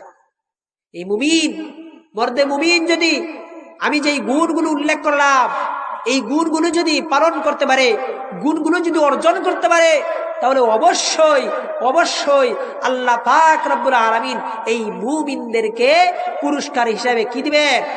জান্নাত দিবেন। এই জন্য মুসলমান, আমার আওয়াজ যতটুকু যাইতেছে, প্রত্যেকের উচিত মুমিনের গুণ প্রত্যেকেরই জীবনের মধ্যে ফিট করা। যদি ফিট করতে পারি তাহলে আল্লাহ তাআলার তৈরি জান্নাতে যেতে পারবো, আর যদি ফিট না করতে পারি তাহলে আল্লাহ তাআলার তৈরি জান্নাতে যাওয়া সম্ভব না। এই জন্য মুমিনের গুণগুলোকে আমাদের ভিতরে ফিট করতে হবে। আল্লাহ তাআলা আমাদেরকে এই মুমিনের গুণ, মুমিনের বৈশিষ্ট্যগুলো অর্জন করার তৌফিক দান করুন। আর যত আলোচনা করলাম, এর মধ্যে যদি আল্লাহ তাআলা কোরআন এবং হাদিসের মাধ্যমে কোনো ভুল হয়ে থাকে, যদি আমার কোনো বলতে ভুল হয়, আল্লাহ তাআলা এই ভুলগুলোকে সংশোধন করে আমার ভিতরে এর গভীরতা আরো ইলম দান করুন, এবং আপনাদেরকে এর উপরে, এই গুণগুলোর উপরে আমল করা তৌফিক দান করুন। আল্লাহ তাআলা এই মাহফিলকে, বানারাই মাদ্রাসার মাহফিল, এই মাহফিলকে আল্লাহ তাআলা কবুল করুন। এই মাদ্রাসাকে আল্লাহ তাআলা আরো কবুল করুন। এই মাদ্রাসায় প্রায় 6 বছর আমি ফিরে গেছি, আলহামদুলিল্লাহ। আপনাদের গ্রামে এই মাদ্রাসায় ফিরে গেছি আমি, আপনাদের এই গ্রামের নুন পানি খাইয়েই আমি এই মাদ্রাসায় পড়ছি। তো প্রত্যেকেরই কাছে আমার অনুরোধ, আমি যে মুমিনের একটা বৈশিষ্ট্য বললাম, যে 5 নম্বর বৈশিষ্ট্য, যে মুমিনরা কি করবে? আল্লাহর প্রতি, আল্লাহর রাস্তায় দান করবে, সদকা করবে। আপনারা প্রত্যেকেই এই মাদ্রাসার দিকে খেয়াল করবেন, এই মাদ্রাসার দিকে খেয়াল করবেন, সুনজর দিবেন। এই মাদ্রাসার যা কিছু লাগে দেওয়ার চেষ্টা করবেন। মুসলমান ইমানদার, এই জমিন আপনার নয়, এই জমিন আল্লাহর। এই জমিনের আপনার যে জান মাল কিচ্ছুই আপনার নয়। এই জমিন থেকে আপনি চলে যাবেন, আপনার সব চলে যাবে, কিচ্ছুই আপনার সাথে যাবে না, কিন্তু যাবে কি? নেক আর বদ আমল। যদি আপনি এই মাদ্রাসার মধ্যে দান করে যান, মাদ্রাসার মধ্যে যদি আপনি কিছু দিয়ে যান, মাদ্রাসার ছাত্র যদি খাওয়ান, তাহলে কাল কিয়ামতের ময়দানে, হাসরের ময়দানে ছাত্র যখন ওই জান্নাতে চলে যাবে, তখন আপনি সামনে পড়ে বলবেন, ও ছাত্র, ও বা হাফিজ সাহেব, তুমি কই যাও? জান্নাতে যায়। তোমার আমি খাওয়া ইসলাম ইয়াদ আসিনি? খাওয়া ইসলাম ইয়াদ আছে। তখন হাফিজ সাহেব আপনাকে সুপারিশ করে আল্লাহ তাআলার তৈরি জান্নাতে নিয়ে যাবে। মাদ্রাসা, আপনি মাদ্রাসার মধ্যে দান করবেন, মাদ্রাসা কাল কিয়ামতের ময়দানে আপনাকে নিয়ে জান্নাতে যাবে। মসজিদ কাল কিয়ামতের ময়দানে আপনার পক্ষে সাক্ষী দিবে, আল্লাহ, ওই ব্যক্তি আমার ঘরে 1 টাকা দান করছিল, 1টা ইট দান করছিল, টাকা ছিল না, গরিব ছিল, এই কারণে 1টা ইট দিছে, আল্লাহ ওই ব্যক্তিকে আমার সাথে জান্নাতে দাও। তাহলে যদি আমরা আল্লাহ তাআলার রাস্তায় দান করে যেতে পারি, তাহলে ওই দানটাই আল্লাহ তাআলার কবুল হবে। ওই দানের কারণেই আল্লাহ তাআলা কাল কিয়ামতের ময়দানে আপনি আমাকে নাজাত দিতে পারেন। আর যদি দান না করে যায়, এই যে জমিনের মধ্যে যায় কিছু রাইখা যাইব, ওইগুলো কুত্তা বিলাই খাইব, আপনার সন্তান খাবে। এই সন্তান আপনার ওই মালটাকে হালাল কাজে বের করলো না হারাম কাজে বের করলো, সেটা আপনার জানা নাই। হারাম কাজে বের করলে সেটা আপনার কোনো লাভ হবে না, আপনার ক্ষতি ছাড়া লাভ হবে না। কিন্তু যদি আপনি এই দানগুলো করে যান, যে দানগুলো করে যাবেন, ওইগুলি আল্লাহ তাআলার কাছে জমা থাকবে। আর সন্তান যদি ভালো হয়, যদি আপনি ওই রকম সন্তান রেখে যেতে পারেন, বানারাই মাদ্রাসায় যদি পড়াইতে পারেন, আপনার সন্তানটাকে যদি মোটামুটি একটু দিনই শিক্ষা দিতে পারেন, যেই দিনই শিক্ষা পাওয়ার পরে সে আল্লাহ তাআলার হুকুম আহকামগুলো মেনে চলে, হারামগুলো পরিত্যাগ করে চলে আর হালালগুলোকে আঁকড়ে ধরে, তাহলে ওই সন্তানটা আপনার কাজে আসবে। ওই সন্তান কখনো আপনার টাকা হারাম কাজে ব্যয় করবে না, গানের পিছনে ব্যয় করবে না। আপনার সন্তান আপনার মাগফিরাতের জন্য, আপনার সন্তান আপনার মাগফিরাতের জন্য, আপনার নাজাতের জন্য দান করবে, আর আপনি কবরে বৈশে বৈশে পাবেন। কেননা আল্লাহর পয়গম্বর সাল্লাল্লাহু আলাইহি সাল্লাম বলেন, সৎ মা বাবার সাথে সদাচরণ করা দুইটা পদ্ধতি। একটা পদ্ধতি হলো জমিনের মধ্যে মা বাবার সাথে সদাচরণ করবে, 2 নম্বর পদ্ধতি হলো মা বাবা দুনিয়া থেকে চলে যাওয়ার পরে মা বাবার জন্য সে নেক আমল পাঠাবে, দোয়া করবে। মা বাবার জন্য দোয়া করতে দেরি হয়, মা বাবার জন্য দান করতে দেরি হয়, কিন্তু মা বাবার কাছে যাইতে দেরি হয় না। শেখুল হাদিস জাকারিয়া রহমতুল্লাহ আলাইহি দরস দিচ্ছিলেন, ছাত্রদেরকে পড়াইতেছিলেন।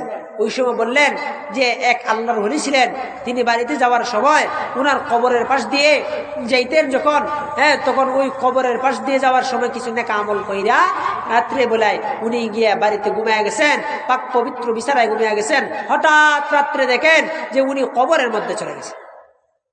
কবরের মধ্যে গিয়ে দেখেন একটা লম্বা লাইনের মধ্যে মানুষ দাঁড়ায় আছে, আর লাইনের শেষে লাইনের মাথায় একজন সাদা পোশাক পরিহিত ব্যক্তি একটা পাত্রের মধ্যে নিয়ে কি যেন বাড়তেছে। ওই ব্যক্তির কাছে গেলেন, অর্থাৎ ফেরেশতার কাছে গেলেন, গিয়ে বললেন, ভাই তুমি কি বন্টন করতেছো? ফেরেশতা তখন বললেন যে ভাই আপনি বুঝবেন না কি বন্টন করতেছি। তখন বললেন বলেন না। তখন বললেন যে আজকে এই কবরের পাশ দিয়ে একজন ব্যক্তি গেছিলেন আর কিছু নেক আমল করে আমাদের জন্য, এই কবরের জন্য, কবরের বাসিন্দাদের জন্য পাঠাইছিলেন। আল্লাহ তাআলা এগুলিকে জমা কইরা আমাকে দায়িত্ব দিয়েছেন, আমি যেন এগুলিকে মানুষের কাছে বিতরণ করি। আর ওই আল্লাহর ওলি দেখতেছেন অন্য এক পাশে এক মহিলা বৈশা রয়েছে, বৃদ্ধ মহিলা বৈশা রয়েছে। ওইটাকে কি জিজ্ঞেস করলেন যে তুমি কেন বৈশা রয়েছো, কারণটা কি? সবাই নাকি নিতেছে, তুমি কেন বৈশা রয়েছো? ওই মহিলা বলল যে আমি বৈশা রয়েছি কারণ আমার এই নেকির প্রয়োজন নাই, কারণ আমি জমিনের মধ্যে আমার একটা নেককার সন্তান রেখে আইছি, যেই সন্তান আমার জন্য নেক আমল করে পাঠায়, আর আমি এখানে বৈশা বৈশা পাই। তাহলে যত নেক আমল করে পাঠাইব সন্তান, সাথে সাথে আল্লাহ তাআলার হুকুমে ওই কবরের মধ্যে চলে যাবে। আরেকবার ওই আল্লাহর ওলি যখন আরেকদিন গেলেন, এরকম ভাবে করলেন। আরেকদিন যখন গেলেন, গিয়ে দেখলেন এইভাবেই ওই মহিলা ওই দিন এই একা একা না বসা ওই মহিলা লাইনের মধ্যে দাঁড়াইছে। তখন জিজ্ঞেস করলেন আজকে কেন তুমি লাইনে দাঁড়াইছো? তখন ওই মহিলা বলল যে আমার দুনিয়ার মধ্যে যেই সন্তানটা ছিল, যেই সন্তানটা আমার জন্য নেক আমল করে পাঠাইতো, ওই সন্তানটা আর জমিনে নাই, ওই সন্তানটা ইন্তেকাল করছে, যার কারণে আমি আর নেক পাই না। তাহলে বোঝা গেল কি, সন্তান মা বাবার জন্য দোয়া করলে, সন্তান মা বাবার জন্য নেক আমল করে পাঠাইলে, সন্তানের এই নেক আমল, সন্তানের এই দোয়া আল্লাহ তাআলার কাছে ডাইরেক্ট কবুল হয়ে যায়। যেমন ভাবে মা বাবার দোয়া আল্লাহ তাআলার কাছে সন্তানের জন্য কবুল, ঠিক তদ্রুপ ভাবে সন্তানের দোয়াও মা বাবার জন্য আল্লাহ তাআলার কাছে কবুল হয়। দোয়া করতে দেরি হয়, আল্লাহর কাছে পৌঁছতে দেরি হয় না। এই জন্যে জমিনের মধ্যে যদি নেক সন্তান রেখে দিতে পারেন, তাহলে ঠিক আছে, আপনার মাল সম্পদ যেগুলো আছে ওইগুলো সে আল্লাহর রাস্তায় দান করবে, আপনার জন্য দান করবে, আপনার মাগফিরাতের জন্য দান করবে, আর আপনি কবরে বৈশা বৈশা পাবেন। আর যদি বদকার সন্তান রেখে যান, যেই সন্তান আল্লাহকে চিনে না, যেই সন্তান হালাল চিনে না, যেই সন্তান হারাম চিনে না, ওই সন্তানকে যদি রেখে যান, তাহলে ওই সন্তান কি করবে? আপনার টাকাগুলো সে বেনালে খরচ করবে, হারাম পথে খরচ করবে, আর এর কারণে আপনাকে এই কবরে বৈশা বৈশা সাজা ভোগ করতে হবে। এই জন্য সম্পদ জমিনে থাকতেই আপনার সম্পদটাকে কাজে লাগান। আপনার সময় আর কতদিন? হয়তো এখন আছেন, একটু পরে বাড়িতে নাও যাইতে পারেন, বসা আছেন, বসার থেকে উড়ার কোনো শক্তি নাও থাকতে পারে। আল্লাহ তাআলা কখন রশির মধ্যে টান দিয়ে দিবেন, আর আপনার জীবনটা চলে যাবে, আর আপনি এমনিতেই চলে যাবেন, সাথে নিয়ে যাবেন নেক আর বদ আমল, আর কিচ্ছু নিয়ে যাওয়া যাবে না। এই জন্য সময় থাকতে আমি যে এই মুমিনের 12টি গুণ উল্লেখ করলাম, এই মুমিনের 12টি গুণ অর্জন করার দরকার। যদি এই গুণগুলো অর্জন করতে পারেন তাহলে আপনার জীবন সফল। আর যদি আপনি এই গুণগুলো অর্জন না করেন তাহলে এই জীবন সফল হতে পারবে না।